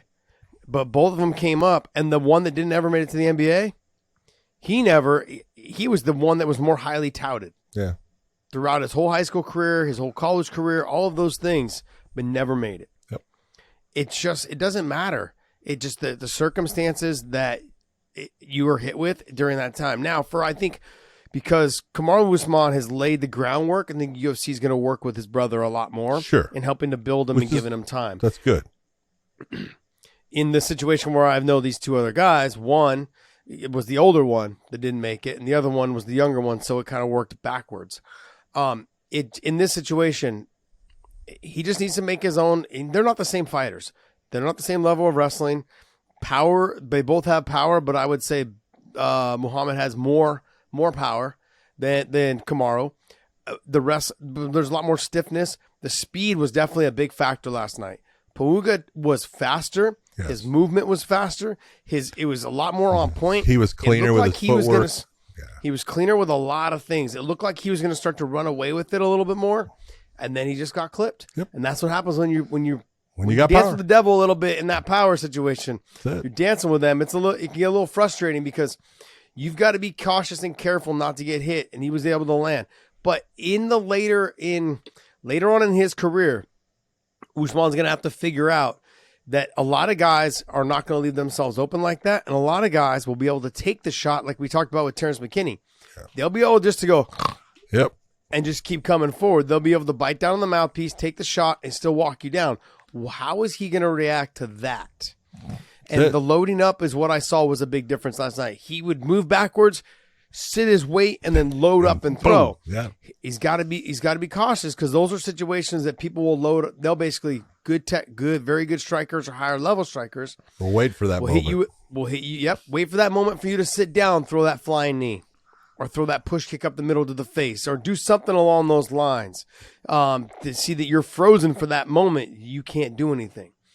And so he's got a long ways to go. He's definitely not his brother, but there's a future there. And you see the motivation. The motivation is there. Not only because, losing a child, on top of that, having a brother that's kind of paved the way already, and understanding the work ethic that went behind it. Probably sitting down and talking with Kamaru, going, hey, I want to do this. Okay, well then, hey, you need to dedicate this much time. You need to follow, not so much follow my footsteps, but understand this is what I've done. This is what you should be learning to do. Learning how to get up in the morning and run at 5 a.m. Learning how to hit mitts in the morning or do your live train in the afternoon. Learning how to come back at the gym later in the evening and put that work in with your coach one-on-one. Spend the time. Don't rush out. Oh, I got to go do this or I got to go do that. No, this is what you got to do. This is your career. And when fighters learn that, especially when you have an example like Kamaru Usman at the top going, hey, I want to help you, but you need to learn your own way. I think he can. I don't know if he'll ever be champion, but I think he can get up into that top 15 if he takes time. But what he does have working against him, though, John, is he's 33 years old. That's right. Yep. That's it. Yeah. So there's no time to fuck around. But the one thing I'll give him, he's got a good camp behind him. This is the same camp. Jake Robles is his coach, and it's the same camp that, for us, Grant Neal. That's one of, the guys. I love Grant. That he was great guy. We got to have Grant on. I got his number, so we got to have Grant on the show here. Beautiful human being he is. Absolutely. But Brandon Gertz comes from that camp. A lot of good guys that are going to give him a lot of knowledge. He's just got to soak it up and figure out how to apply it in the cage. Yeah. But true. All right. Well, let's get into the co-main and the main. Let's go. Man, dude, Jeff Neal looked so tight, and clean as far as. His defense was good, but that left hand was money. He could not miss. And I thought the broadcast was right in the first round. Vicente Luque came out like he was going to try to put it on Jeff Neal, head right down the center line, no head movement at all. And it was like, I can take your shots. And it's like, no, you cannot. And I'm telling you, he took some huge shots in that, and I love Vicente Luque. I am a fan, but you can only take so many of those before it changes your ability to win the fight. That was a 10-8 round in the first round, Josh. Yes. Okay. Yep. I know only one judge made it 10-8. It was a 10-8 round, and it was crazy that the other two do not, because if you're going to tell me he wasn't damaged, you're fucking blind. And if you're going to tell me that he didn't dominate the action of the fight, you're blind. I'm not saying Vicente Luque did not fight back. Of course he fought back. That's who he is. But he wasn't effective with how he's trying to fight back. And he's being dominated in this round by a guy that's just way more accurate, landing with more power, being someone that is not accepting a whole lot of damage.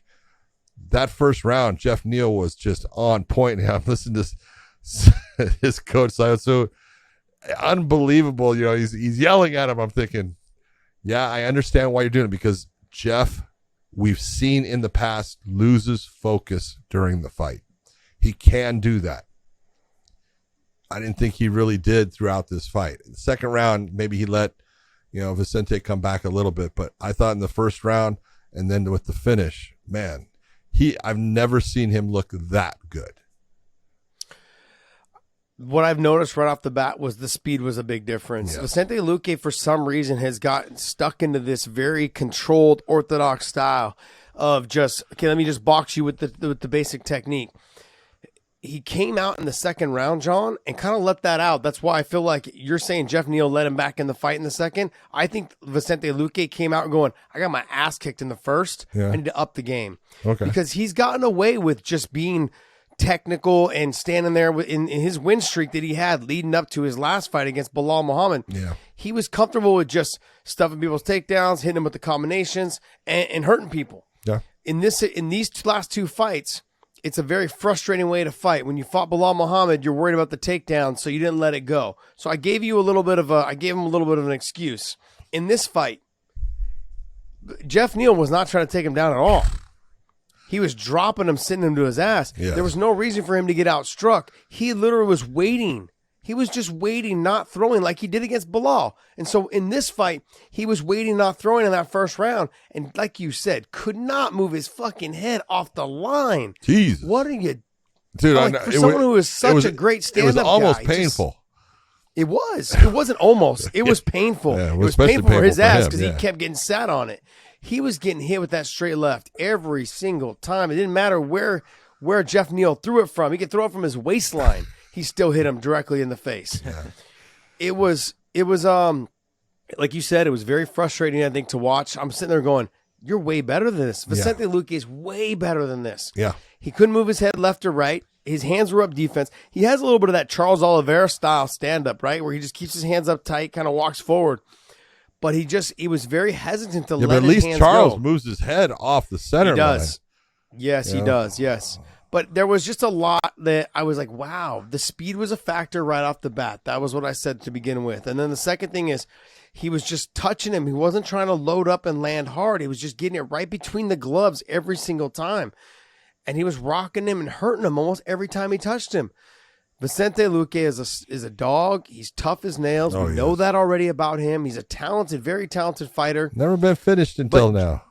But John, do you remember what a couple weeks back we said? Once fighters have learned and figured you out, it's like a snowball effect. Guys just keep using it, keep using it, keep using it. And he's lost 2 in a row now. Yeah. I don't know who they're going to give him next. But whoever is watching this last fight, they've got enough information now on how to beat him. Yeah. The Belal Muhammad one, I'm going to let slide a little bit because the wrestling threat is legit. It's there. The cardio there is all those things. Trying to stuff takedowns. That kind of freezes you on the stand-up. But in this fight, should never have been frozen in any part of that stand-up. In fact, even if you're slower, there's ways of you to utilize what Jeff is doing to try to get your counters in and to, be effective in the stand-up. It's just, I think Jeff Neal, the power, I think kind of surprised Vicente Luque a little bit. I think it was one of those, wow. And okay, I can still take it. No, you really can't, man. You can only take so many of those before you're just not fighting the same way. And he didn't fight the same way. It was Jeff Neal's night. But we talked about it last week. This was going to be the fight, and this was the fight of the night. Yeah, I thought it was a fantastic fight. Yeah. Fantastic fight. I know it was one-sided. A lot of these fights were kind of one-sided, and that's kind of another reason why I was like, yeah, they were good fights, but they weren't like they seemed very one-sided. The back and forth with some of them, but they were still seemed a little bit one-sided. This fight, sure, it was one-sided, but there was moments in that second round where I was like, Jeff Neal's got to be careful he don't get carried away thinking that I can just do whatever I want. No. You, like you said, he has a tendency to lose focus. Yep. And I saw a little bit of that losing focus in the second round where he barraged him and then he kind of like had his hands down. You got to be careful because guys like Vicente Luque or other guys can really just touch you and put you to sleep with one shot. Those are the moments that separate you from being a good fighter and a great fighter. Those little moments of lapses of concentration in that fight where you were running away with it. Don't get carried away. Don't get cocky. And I'm not saying you got cocky or arrogant, but just the focus that you need to maintain for a full 15 minutes or a full 25 minutes during a fight. You cannot let that moment lapse. You cannot let your mind wander and start thinking you can get away with things that you can't get away with against someone like Luque. Yeah. Good fight though. There was a big win for Jeff Neal. I think it's also a confidence. He fought a much smarter fight than I've seen him fight in his last several fights. Yeah. And you want to talk about, I can't remember who said it in the broadcast. He said, big kicker, with Jeff Neal. I was like, what? Who have you been watching?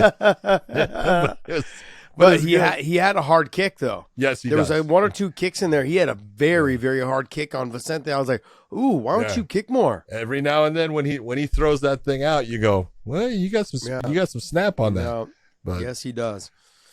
Definitely boxing centric. As my man Jamahal Hill, kind of boxing centric, is always looking for his hands and everything.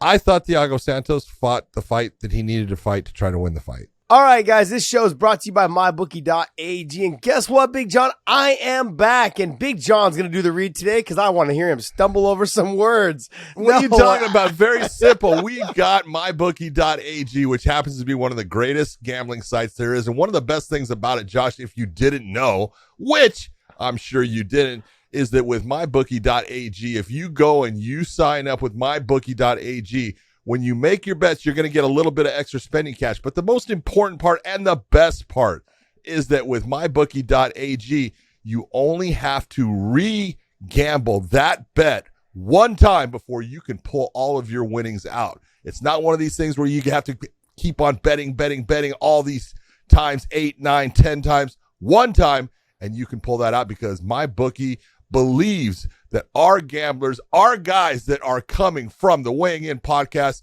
know what they're doing and deserve to be able to pull their winnings out. So everyone, we want you to go to mybookie.ag, go to the promo code Weighing In, sign in there. They are a great site for you to have fun with the fights that Josh and I try to give you a little bit of knowledge about so you can make that intelligent bet. Go to mybookie.ag. You too, Josh. I know people are going to go back and, oh, well, he fought John Jones, and I thought he won. Look, he's a good fighter. But he's getting older, too. And he's got those momentary sprints where he really throws and throws hard, but he opens himself up to it. But when he had that round, the third round, where he really went after the wrestling, and I actually thought that, that would be, I thought either in close, in the phone booth, I thought he had a shot against Jamahal Hill. I thought he's got good knees inside. He's got good elbows inside. He's physically strong. Get into the phone booth fight. That way, you can do damage without being at the length where he can utilize his power so much. Or take him down and be in the top position. The one thing we saw with Jamahal, Paul Craig is a very good submission guy. And so you can't take anything, from that. And anyone can get caught by someone like Paul. But Thiago's got some ground game. It's not the greatest ground game in the world, but, on top, he's going to give you problems. And we've seen that Jamal's not the greatest, jiu-jitsu guy. He's not a guy who's going to be off his back. He's going to be good in the top position. He's got great ground and pound, lands heavy strikes. But if you're Thiago, go after the takedowns and stuff. And he did, and the third round, when that third round ended and he wasn't able to really do the damage that he wanted to do with the takedowns, I think it exhausted him. And just going into the fourth, he was a shell of himself. He wasn't able to actually, the offensive output just stopped. Yeah. I agree with you. Jamahal Hill looked good. What he did was he weathered the storm long enough. And he fought through adversity. I'll give him credit. Yep. He got into uncharted territory. That's, I think, what a lot of people wanted to see. We wanted to see whether he could get into those later rounds, whether he could get into being pushed around, whether he could take a shot. Well, he can take That's a shot. what I wanted to know. He can take a shot. He's got a chin. Yep. He's got a chin. So he's going to be someone to reckon with. I loved his call out. I didn't hear what he called out. Dude, he was calling out Jan Blachowicz. He was calling out fucking the champ, saying, hey, I'll take Yuri right now and stuff. He goes, give me the championship fight. I'll take Jan Blachowicz. I'll take it. He's calling out everybody. Yeah. I'd like to see who did Anthony Smith just fight? Makhmedov, right? Yeah. That was Ankalaev. Ankalaev, there you go. He's not going to get Ankalaev, I don't think. I'm just saying, he's right up in that mix. Yeah. Well, I mean, you figure he was at 10. Thiago is at 6. Now you got to figure he might move ahead of Anthony Smith. Anthony lost, and broke his leg in that fight. So, but he's right up in that, he may be right behind Dominic Reyes. I think you got to put him above Volkan, but maybe just put him and Volkan Ozdemir against each other. That would be an interesting fight. I think Ozdemir just got slated to fight again here pretty soon. Can you look that up, Dave? I think Volkan just had a fight. He just Yeah, had a I know. fight. I think they already got him matched up against somebody really? else. So there's Yeah, I didn't there's know. talks of him fighting somebody else right now. I just saw that yesterday, I believe. Yesterday or the day before. Yeah, that puts him right up into that conversation and that talk. Yep. Oh man, Krylov. already against Nikita. Yeah. Dang. Yeah. I Well, saw that the so other that day. one's gone. Yep. That one's gone. But hey, like you got other guys. Rakic is out for a bit. I think right. Yeah, with the he's knee. out. Yeah. Yeah, and then Anthony Smith will be out for a little bit too with a broken ankle. I mean, realistically, him and Jan sounds good to me. He may end up him and fighting Dominic Reyes. Ankalaev. Is Reyes still fighting? Yes. When does he fought last? Well, he hasn't fought last in a while. Yeah, That's it's been a that's not while. the- How is he still in the rankings? It's been over a year, hasn't it? 15 months? Mm, Is it how long do they take until they take you out? Isn't it 15 months? Well, he lost to May last year. Yeah, he lost to Oh. Yuri. Okay. So I think it's 15 months that they take you out. If you're inactive for 15 months, they take you out of the rankings. So he's got to be cautious. He's got to get ready to get back in there. That'd be a good fight. I'll take Dominic Reyes. I think that'd be a great fight. That'd be a great fight. I mean, that's a tough fight for Reyes coming off that long layoff. Let's Yeah, be honest. None of them are easy. There you go. None of them are easy. That's the whole There thing. you go.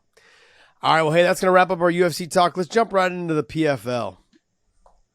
John, there's not a lot to talk about. Okay. There's not a lot to talk about. But then again, there wasn't a lot to talk about either with the UFC. Yeah, But there was. we did for an hour and 25 minutes. Thank we you. did. All right. Well, let's get it going.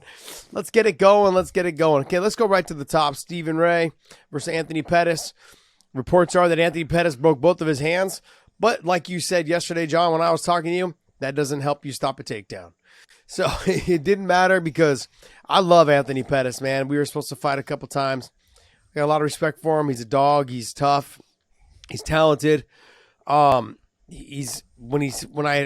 seen an interview where he was talking about, he sat down with Dana White and he talked to him and said, look, this is the direction of my fighting career I want to go in. I want to make a lot more money. I want to do this, I want to do that. And so he just said, hey, I'm going to leave. I'm going to go here. And Dana said, okay, I appreciate that. Thanks for letting me know. Have a good career. They're still friends, apparently. Good stuff for them. Stephen Ray has the ability to take him down, control the back, control the top position, do all those things.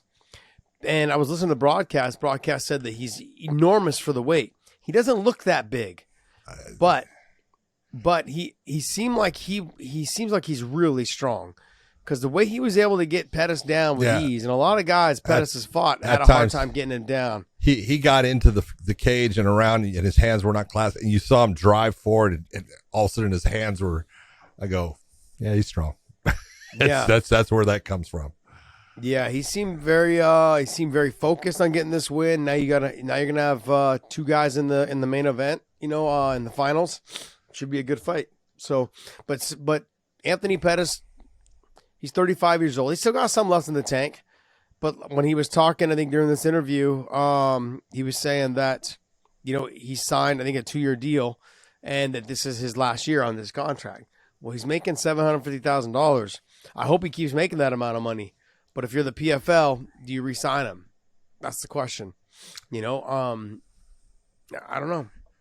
There comes, we've talked about this, with every organization. It's got to come up with an idea of how much is that fighter bringing to the plate for you now in this position where you're paying them a lot of money and you're not getting the results of being able to use them where you want.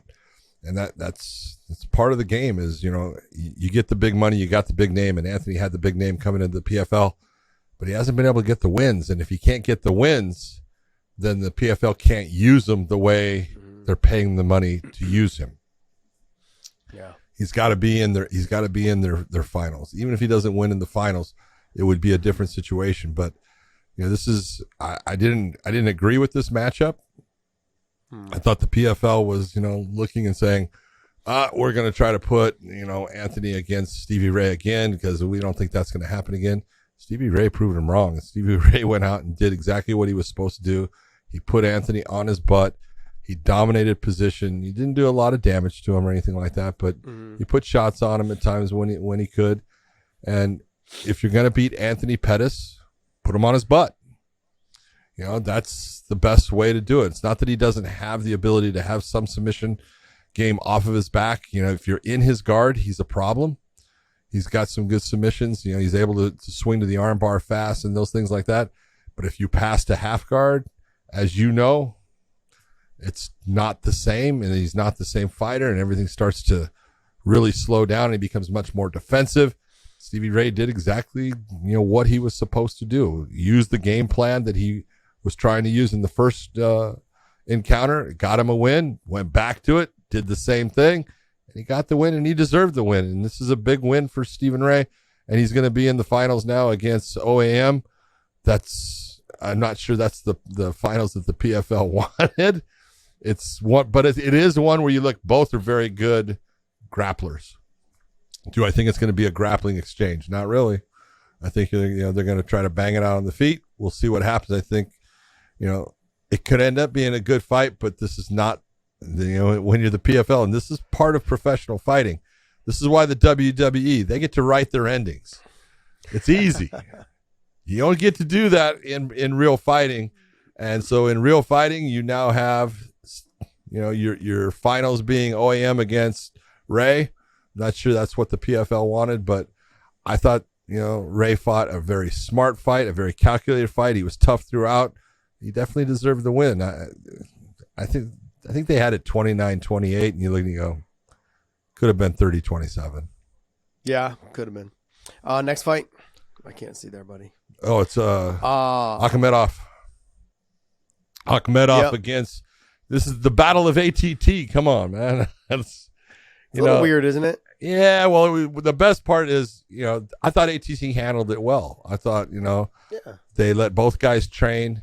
They both trained, at the gym with different coaches. Pahumba was with Akhmedov, and you saw, I think it was Conan and Steve Mako with Josh Silveira. I thought they handled it the right way. Sometimes your guys have to fight. This is a playoff. They're going to have to fight. Well, let's separate them, in the workout room. They've worked out, together before. I didn't think that Joshua fought the fight that I thought he was going to fight. I thought going in he was going to be the faster fighter. I thought he had to get through the first round with Akhmedov, because Akhmedov's real strong. He's kind of a bully in the way that he'll go after you. He'll try to throw big shots, but he slows down. And I thought that Silveira had the speed and the stand-up that he's actually, just touch, and frustrate him and make him work, and then get into that second, third, and get him a little tired, and you can take over. I'm being honest. Akhmedov looked like he was the guy that was not tired in the fight, while Joshua Silveira actually looked tired in the fight, which kind of surprised me. Just a difference. And, I had never seen that from Joshua, but I saw it in this one, and I think it made a difference, but it was a close fight. It was a good fight. Yeah. Omar Akhmedov, he proved me wrong a little bit, because I said that he tends to slow down as the fight goes on. That's he did it in this one. Week. He looked good. Yes. But John, it's always easy to look. It's always good. It's always easy to look good when you're the bully. Like when you're the hammer, it seems like it comes. It feels like you're not using any effort when you're able to push people around. I want to ask you a question. Yeah. When you're fighting, and it's similar to what you say when you talk about trilogy fights. Hey, you know what you're going in. You know what he does. You know where he's strong. You know where you're going to have difficulties and stuff like that. Do you think that in this fight, and it was only after the fight that I thought, what, maybe that had a little bit of a difference here, is with Akhmedov, we do see him tire, but he had trained with Joshua, all this time.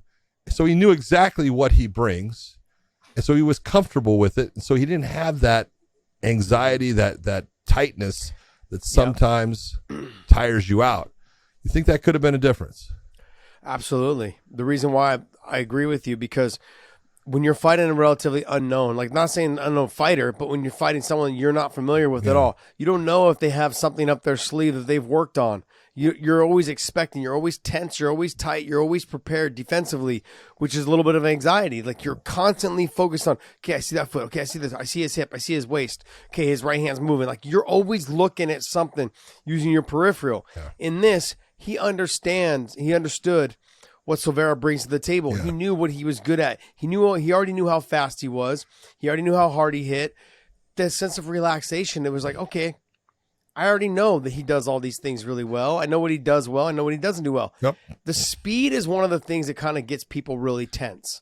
If you ever fought a fast person, if you ever spar with a fast person, you get way more tired a lot faster. Yes. Because it's like you're constantly tense, you're constantly flinching, you're moving when you don't need to move, you're herky-jerky. All of those things add up to you using energy that you shouldn't be using in a fight. Well, in this situation, Akhmedov didn't have to do that because he knew how fast Silveira was. He'd felt the speed and the power over all those training sessions. There was nothing to worry about, nothing. So he was like, okay, look, I've got to be careful of these couple little things, but if I'm the bully, I know I can take his shots. All of those things can happen, and that opens up relaxation, which doesn't affect your cardio as much. Yep, that's right. Only after the fight, I was like, you know what? Now that I saw that, Akhmedov didn't get tired, I bet it was part of the fact that he was relaxed more than normal based upon he was comfortable, in the cage with the guy he was, fighting because he's been there how many times, on the training mat. Well, I mean, John, I want everyone at home to understand this. John just admitted I was right. Okay, let's go ahead and I want you. There's going to be a timestamp specifically for this moment right now. There's going to be a timestamp. Hold on, is this? I want to know. Is this kind of like you saying I'm tapping when I didn't? You're trying to call a timeout. You're trying to cheat. Oh, you did tap. You did tap. Okay, OAM versus Martinez. Man, if you were going to ask me who was going to have the knockdowns in the fight, I would have said it would have been a Martinez. Look at Oliver Mercier his stand up has gotten better. It's gotten way better. I think that Zahabi's done a great job getting him to be more comfortable in stand up because he used to not be comfortable at all. And he's got very good wrestling, but power wise, I would have thought, if someone's getting knocked down, it would have been Martinez. Doing the knockdowns, no, it was Martinez getting knocked down. I thought that Oliver Mercier fought a very good fight. I thought he was solid throughout. I'm not sure that he went for the finish the way I want to see him go for the finish. I thought once he got to certain positions, he was like, I'll just sit here. I'm winning.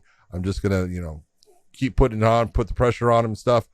But overall, man, he did exactly what he was supposed to do, and that's a good win. Yeah.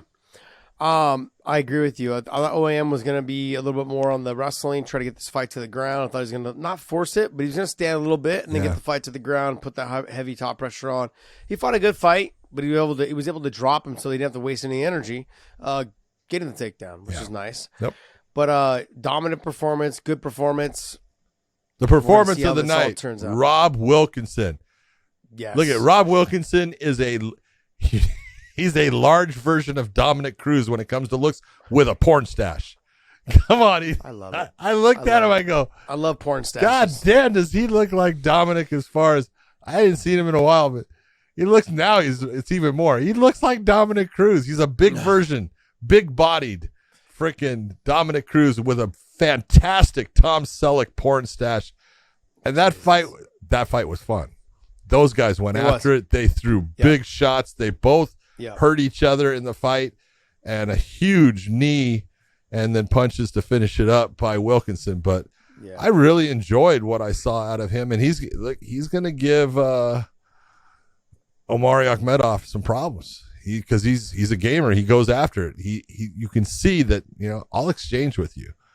And if he doesn't allow Akhmedov to be the bully and he makes Akhmedov take backward steps, he's got a very good chance of winning that fight.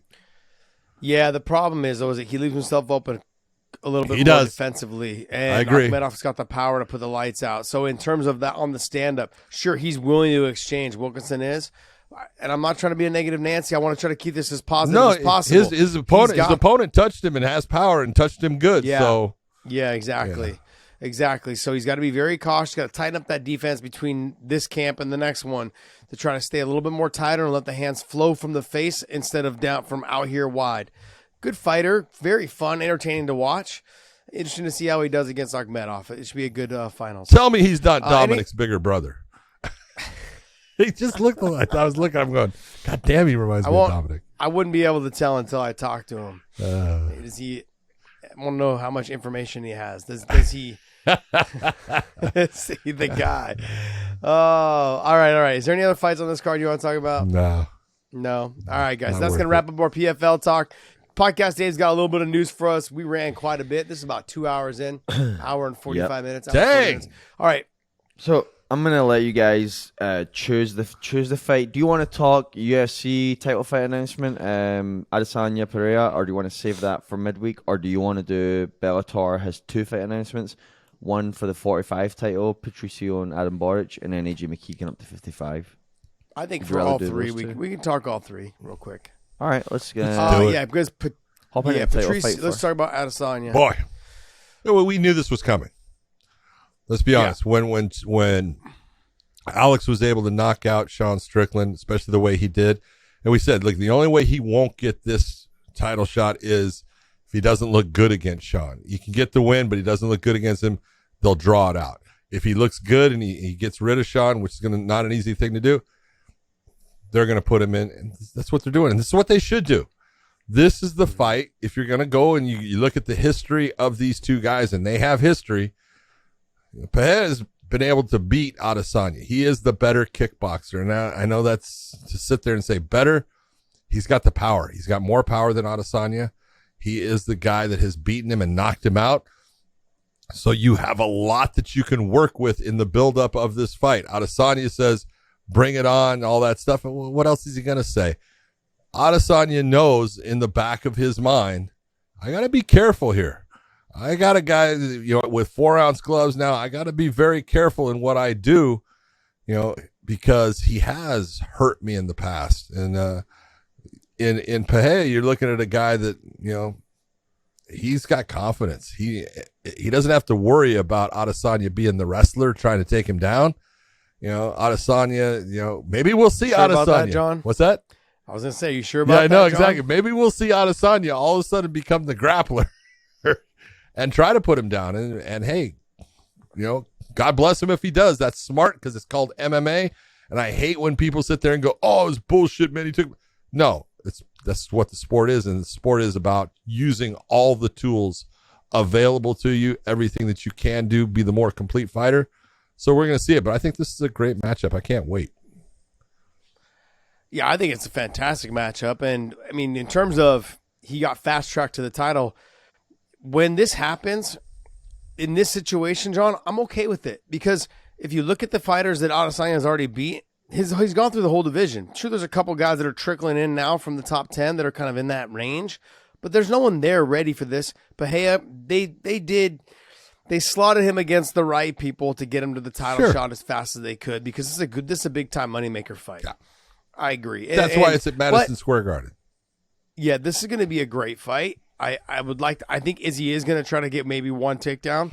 Somewhere in there, he will mix up a takedown. I think in the clinch, maybe he'll drop down on the leg, see if he can get a takedown. If he doesn't, I think he comes back up. But he will attempt, I think, one takedown. And I wouldn't be surprised if Pereira tries one himself.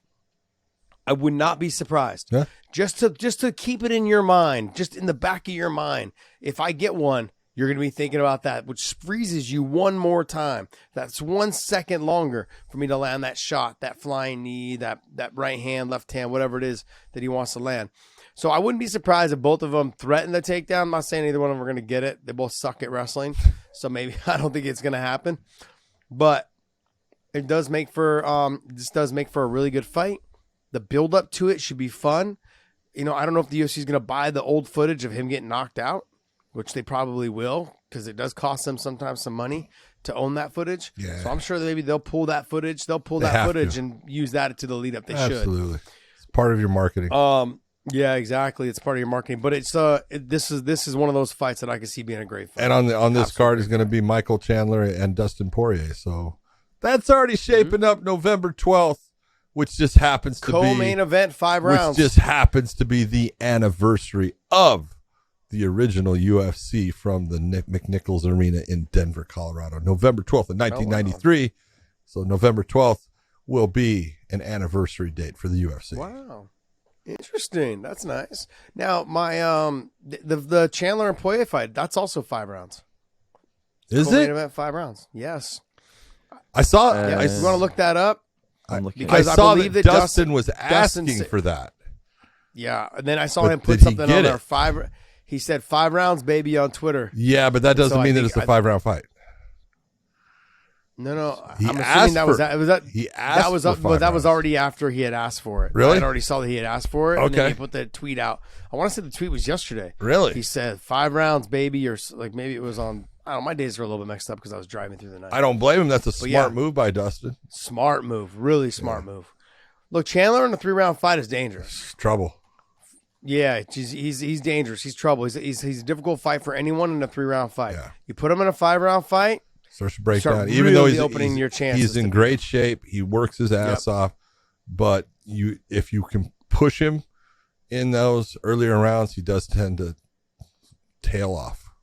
Well, John, it's because See, right there, I'm fights his ass off. looking at, calls for 5 rounds, seeks 5 Yeah. rounds, Nothing. but nothing that says it is. I don't think it is. But the UFC hasn't even announced this fight yet being put together. It's just people speculating. They haven't come out and said the fight's happening. they already got betting odds on this, so you know it's happening. I get what you're saying, but the UFC hasn't officially announced this fight. Yeah. So, Yeah, just I mean, because I'm just going hold it. based off of just because they're behind us and we don't even try to break this stuff. these guys. I think a 5-round fight would make. And look, they've talked about, or they already have had 5-round co-main events. They've already said that they're gonna a couple. Yes, they've already said that a couple. I think they've already had one. I'm saying, well, Leon Edwards and Nate Diaz. Yes, 5 rounds. Yep. So they've already had co-main events that are 5 rounds. Okay. I wasn't sure if they had already had them, but I do know that they had talked about having them. There will be some one-offs that will be that way. nice call on that which one, makes Dave. sense. Yes. Nice call. Finally doing his job. Anyways, Got one right. But this fight, I've always said this, is if you are a fight that is potentially going to fight for the title next, you should be a 5-round fight. That fight should be 5 yeah, rounds. but you've also said that if I'm a fighter, I'm going to tell them I don't want to fight 5-round fights because it shortens my career. I don't want to fight 5 rounds if I'm like number 8 and I'm fighting number 14. I don't want to fight 5 rounds for that. I don't want to train for that. Now, if you're like I've said that if you are the number 1 contender, or this is a chance to fight for the title next, and this is your opportunity to do it, then I would suggest, that this should be a 5-round fight. Especially for fighters that have never gone 5 rounds, and now you're going to throw me into a 5-round fight. Yeah. Give me an opportunity to fight a 5-round fight before that. Just my 2 cents. Okay, hold on. A great fight should be a fun fight. I'm not. I'll let it go. No, please, John, please. No, I was. We haven't done a 2-hour show in a long time. Let's do it. It goes all the way back to the Jamahal Hill fight. They're interviewing him and they say, "This is your first main event." I'm going, "What was this fucking fight against Johnny Walker? That was the main event." How do they not? How do they not even get to? Oh, Dave. Oh. Jeez. No, this is important shit. Very important, Dave. WWE. Dave, I WWE. want you to feel good about yourself because everyone ripped on us when actually it was Podcast Dave. Let's just put the blame where it fucking belongs. Okay. Wow. But Spit it out. Little shade thrown there. no, this is awesome. But even though, and I'm sorry, people, that looking I'm up on his phone. I am looking at my up on his phone because Dave, here I'm sending this to you. You can put that up there because at the end of the fights last night, did you not see that they showed a plethora of upcoming fights? Right? Okay. Okay. Carry on. Dave, did you see the photo I just sent you? I got this one for you. Yeah. Ta- Nothing's come through. Nothing's come through. Are you? Did you hit send? Come on, Did you hit man. send? Of course I hit send. It's done. Did you text me? I did. You know what? Did It's you on. text the right Dave? Yeah, I put it on your. I didn't put it on like news or anything like John's that. taking us serious right now, Dave. Man. John's taking us serious. Did you get it? No. No, you'll hear it. You'll hear it go Are ding. you kidding me? You'll hear it What go is ding. wrong with you, you Scottish bastard? You live on a farm? Are you sure you get cell reception? It says it's sent. Well, Doesn't nothing say it has- was delivered. Okay, but they have a. All right, here I'm putting it up. Then here it goes. on the screen. Look at that picture. Usman versus Edwards, but who do they have in the picture? Jamahal Hill. Oh shit. Wait, UFC did that? Yeah, last night. Oh shit. Is that not Really? awesome? There you go, Dave. Oh shit, that's fucked up. No, I don't feel Rocky so bad. Edwards isn't even part of it, man. It's all about Jamahal Hill. I thought I looked and I went, "Are you?" I'm grabbing my phone real quick with nothing but podcast Dave in my mind because he had put up a picture of Sarukian instead of Gamrot, and we ate shit over it. At least Sarukian and Gamrot in the same fucking weight I class, know, dude, and it's the best. and they just fought each other. you. So Dave probably doesn't know who Sarukian or Gamrot is. He goes, you know what? 50-50 chance. I'm going to choose this guy. Which guy's better looking? I'm going with this 50-50 guy. chance. Yeah, this guy. And not to Like, mention, I was in Hawaii on vacation trying to get edits done. Like, Oh, you know, I had jeez. I was on 5 hours behind I on had schedule. excuses. Yeah, I had excuses at the wazoo, man. Okay. wazoo. Oh man. So you're not the only one, Dave. Even the UFC well, puts out that stuff. Thanks, John. Yeah. All right. What's the next fight? What was the next fight? All right, so the 2 Bellator fights we have, Patricio is fighting Adam Boric for the 45 belt. Very good Yep. fight. We knew. Yeah, very good fight. It should be a fun fight. Yeah. Can Boric take his shots? Because he does take shots in fights. He will try to keep this fight on the feet. I don't see Patricio trying to take this fight to the ground. No. The speed is going to be a little bit of a factor. I think Patricio's Boric going to be is a little faster. bit faster. You think who's You think faster? so? I think Patricio's faster. Not even close. This is what I think, I John. love Let you. me You're wrong on this. let me Go repreface ahead. this. Let me repreface. Boric is the faster fighter, Yes. but the more explosive fighter is Patricio. No, well, more powerful fighter, but here's where we're agreeing but disagreeing in the words. Okay. He's got better timing. His timing is very good, Yeah. which makes him seem Yes. faster. Okay, I just feel like when you look at like Santos and Hill, right? Yeah. Jamahal Hill, Hill's the faster fighter, but when Santos loaded up and he not loaded up, but he really like swung real hard, loaded up, is that it seemed like he was the faster guy, but he can only do that for 1 or 2 punches. That's right.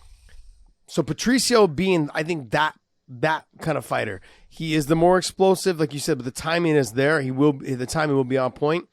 I don't know if Boric has got the power to put Patricio down. I don't know either. He does with a knee. Look, Yeah, that's true. He does have Got some flying knee knockouts. What, 2 or 3 of Yep, them? and he's got very, he understands the distance and the timing on that. He does very well. It's a good fight. It's not the fight that really you look at, you go, it should be the trilogy fight between AJ Mckee and Patricio. It's, AJ Mckee won I think the last fight left a lot of bad taste in a lot of people's Why? mouth. AJ didn't, because it didn't seem like AJ was trying to win. He's trying to be a showman. It was and Patricio was fighting a very smart, fight IQ, cautious fight. cautious fight. And if you're AJ, you can look and say, I made a lot of mistakes in that. I don't even think I lost the fight. There's a lot of people that don't think I lost the fight. And so, dude, I'm going to now change it back to what happened in the first one. But if you're AJ and you're wanting to move it to the lightweight division, because you say, oh, I'm fighting lightweight now, but I want to fight. You can't do that. He's the champion of the featherweight. Why is he going to come up and fight you as a lightweight? You go down and fight one more time at 145. But you didn't, and now he's fighting somebody else. You wrecked that trilogy. Yep. I mean, maybe I don't think he's going to come back down. I saw him at the last Seattle show. He's fucking enormous. Yeah. He's so big. I was like, holy shit. I asked him, I said, are we going to see that? When's that fight happening? Because I thought he was fighting Patricio next from all the things that I had heard. He's like, oh, I'm fighting at lightweight. I was like, for one fight and come back. He says, no, I think I'm here for good. I'm like, ooh. Oh, yeah. Now, there is rumblings, though, that there might be a lightweight tournament next year for Bellator, because we've signed all this great talent. These guys are fucking really good. You got Tofik Mosayev. You've got Alexander Shabli. You've got Brent Premises in there. You got Mamedov, who's there as well. Benson. Usman or Magomedov. You've got these guys that are all there. Makes for a fun fight, man. Makes for a fun tournament. It's going to be I think it's going to be one of the best tournaments that we've had. I thought the featherweight tournament was really good, but you knew who the 2 guys were pretty much going to be at the top. And that's who you got. Yeah. You got AJ and you got Patricio. Kind of worked out the way that you would want it to work out. It worked out the way a promotion wants. Except for COVID being in the middle and fucking it up for 2 years. Outside of that, then, but this bantamweight tournament is shaping up to be fucking fantastic. Man, Rafael Stotts is looking so good, and you got these other guys that are in there, just fucking fun fights, man. So fun. Anyway, so that whole thing aside, this thing, AJ going to 55, fighting Spike Carlisle, not a fan. Not a fan, John. Not a fan either. I'm not either. If you're going to make the jump, and you just beat considered to be one of the best guys in Bellator, if not the best guy in Patricio, you knocked him out, and then you lost to him, you should be fighting a guy in the top 2 or 3. Give me the top 3. Yeah. Top 5. Yeah, I'll take top 5. Yeah. And which is murderer's row right now, by the way. I want to clarify this. I'm taking nothing away from Spike Carlisle. I love Spike Carlisle.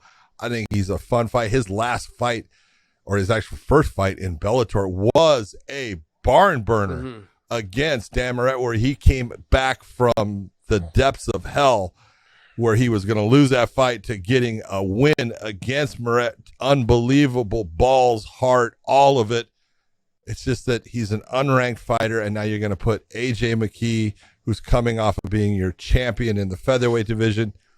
Just doesn't look right, doesn't make sense, and it's, you got too many people on that rankings, even though I hate the rankings of Bellator, but there's too many people there that you can put them against that makes more sense. I look at this and I want to just throw up in my mouth. I know. The rankings here's the thing though. I had a conversation with Coker about this. I probably shouldn't be saying this. I had a conversation with Coker about this, and he's like, "No." He just goes, "Look." He goes, "Look. Stop. If we don't follow the rankings, he's like, what's the point of having them?" And I said, "I get it. Okay, I agree with him, but what's the point of having them when they make no sense?" That's true as well. Josh, how in the world can you tell me that a guy that gets knocked out in less than half a round is ranked higher than the guy that knocked him out? Wait, what fight is that? Brent Primus, Alexander Shabley. No, not half. They went a round and a half. Was it a round and a half? It was a round and a half. Yeah, they went. I'm saying it was the first round. I thought. No, that was Mosaev and Outlaw. Yeah, it went into the second round. But still, good. Still, regardless, got knocked out. A guy got knocked out, and then not only after getting a knockout against a guy who's a former champion, because Brent Primus is a stud, the next week the guy goes down. He's going down in the rankings. Yeah. How does a guy go down? Well, when he had a beautiful performance that is the only guy to finish a former champion, and he goes down. Yeah, I can understand why he went down, because Tofik Mosaev was never in the rankings. So he slotted in there after knocking out the number 1 contender in Sydney Outlaw. So he came in, and that pushed everyone down 1. So that's why. But he should never be ranked below Brent Primus. John, let me help you with the rankings, okay? Let me help you. So you can help me all you want with this one. Go ahead. We've got media that are on this, and I even told people in the promotion. I said, I love working for Bellator. I love the crew that we have. Our production crew is fucking, I think it's the best in the business. Absolutely. The production of Bellator is fucking phenomenal. The matchmaker is, to me, Kogan is amazing. Rich Chow is amazing when he was there. They do a great job of matchmaking as well, and especially when you're trying to build up a young star. What I don't like is, because since we implemented this ranking system, that we do need to follow it, because what's the point of having rankings, like Coker said, if we don't follow them? But Usman Nurmagomedov is a teammate of mine. He's a friend of mine. He's a young, talented fighter. I believe he's 24 years old. He comes from my home gym. I want nothing but success for him, but he is yet to beat a ranked opponent. How is he the number 1 contender? And there's a chance, him being the number 1 contender, there's a chance he's going to get the title shot next. John, it can't happen. You just have a guy, Mosaev, who has beaten our fighter, who's beaten our heavyweight, who's beaten our lightweight champ, and has also and not just beat him. Okay, beat him in Rising in the finals of the Grand Prix over there, and now Tofik comes over here and starts as the number 1 contender in like 19 seconds or 20 something seconds. Yep. He should be next in line. Look, it's no sweat off my sack when we talk about this on who fights for the title. I'm gonna hype this shit up because when I look at this division, Usman, Tofik, Benson, Primus, Alexander Shabli, Outlaw, all those guys. It's Mamedov, Mamedov, Rabadonov. you got Quealy, you've got Jury, who I don't even know if he's going to be in there much longer. He's not. He hasn't been fighting well. But then you've got Rabadonov. God, man. Rabadonov. Yeah, so Gotzi. Oh, how about I just say Gotzi? You've got Gotzi in there. He's a fucking stud as well. That whole row, I don't care who you fight, all of them are tough fights for Patricio. Every single one of them is a tough fight for him. Yeah. Every single one. I want to see him fight all of them. So I don't care who you put next. I just get frustrated because the rankings can make us look, as a promotion, make us look bad. And when you have media who you can obviously tell do not watch the damn fights, that they're going based off of name recognition. That's what they just did. And I love Usman. He's talented. He's marketable. He's exciting to watch fight. He's got a great following. He's a star that you're looking to really try and build. Absolutely, he is. Good-looking young kid. Good-looking, fights his ass off. Very talented. But you can just tell the media is going based off of his last name. And it's not fair. It's not. Do I think he should be number 2 or number 3? I'm fine with putting him there. Number 2 or number 3. He should be in there. He's made it look easy, John. That's why I put him up there in the rankings. He's made it look easy. And some of these other guys, you have the older guys. Benson, you've got Quealy, you've got, Primus is not old, but he's been with Bellator for a while. He's had some ups and downs, in his last couple fights, but he's still extremely talented. You got Mamedov, who's coming off his loss, I believe, to Benson, but also, has had some big wins. He had a big win over Primus. Those guys in there they're all tough fights. The rankings, you can tell that the media is not watching these things. I can go on weight class by weight class and say this one's not good, this one's good, this one's not good. I feel like we need to have a little bit of input into our own rankings. The UFC, the media does their rankings as well, but you can't tell me that Dana and UFC doesn't go, you know what? There's no way I'm putting this guy below this guy after he just knocked him out. There's no way. It's got to make sense. It's got this doesn't make sense, and this makes us look bad as a promotion. Look, I gotta stop. You're speechless. I am. Stop. I gotta stop. It just makes us look bad, and that's all. I feel like in this situation there needs to be somebody in the organization that says, "Hey, you can't have Alexander Shabli ranked below Brent Primus after he just knocked him out in a round and a half. You can't have it. We got to make that either. I don't care if you switch them one over the other. I don't give a shit. But you can't have the guy who just knocked out the other guy ranked below him. Below. It doesn't work. It shouldn't work that way. No, that's all. Outside of that, I shouldn't care. Outside of that, like I said, all those fighters are all going to give Patricio a really hard fight. Every single one of them. Yeah. Every single one. No doubt about it.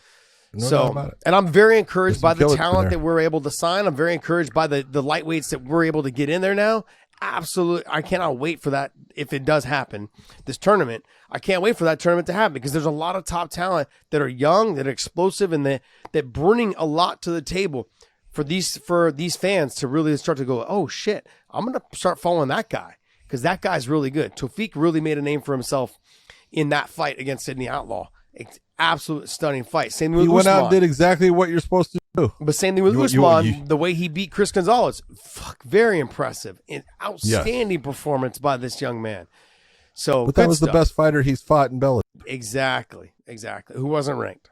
So, all right, guys, we're gonna run this away. So go to WeighingInPodcast.com, pick up some of our merch. Got plenty of t-shirts. I'm wearing Hindsight. It's 50-50, as you guys all can tell.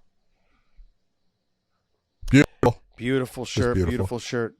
Outside of that, John, let's go ahead and it's been a long show, man. We didn't think we were going to talk this much, but it's been a long show. For everyone out there, we are hoping that you did not fall asleep during any of this because it was all fascinating. A lot of good information.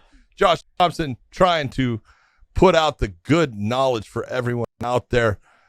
I hope you guys had fun. We did. Do something good for somebody, and we will see you.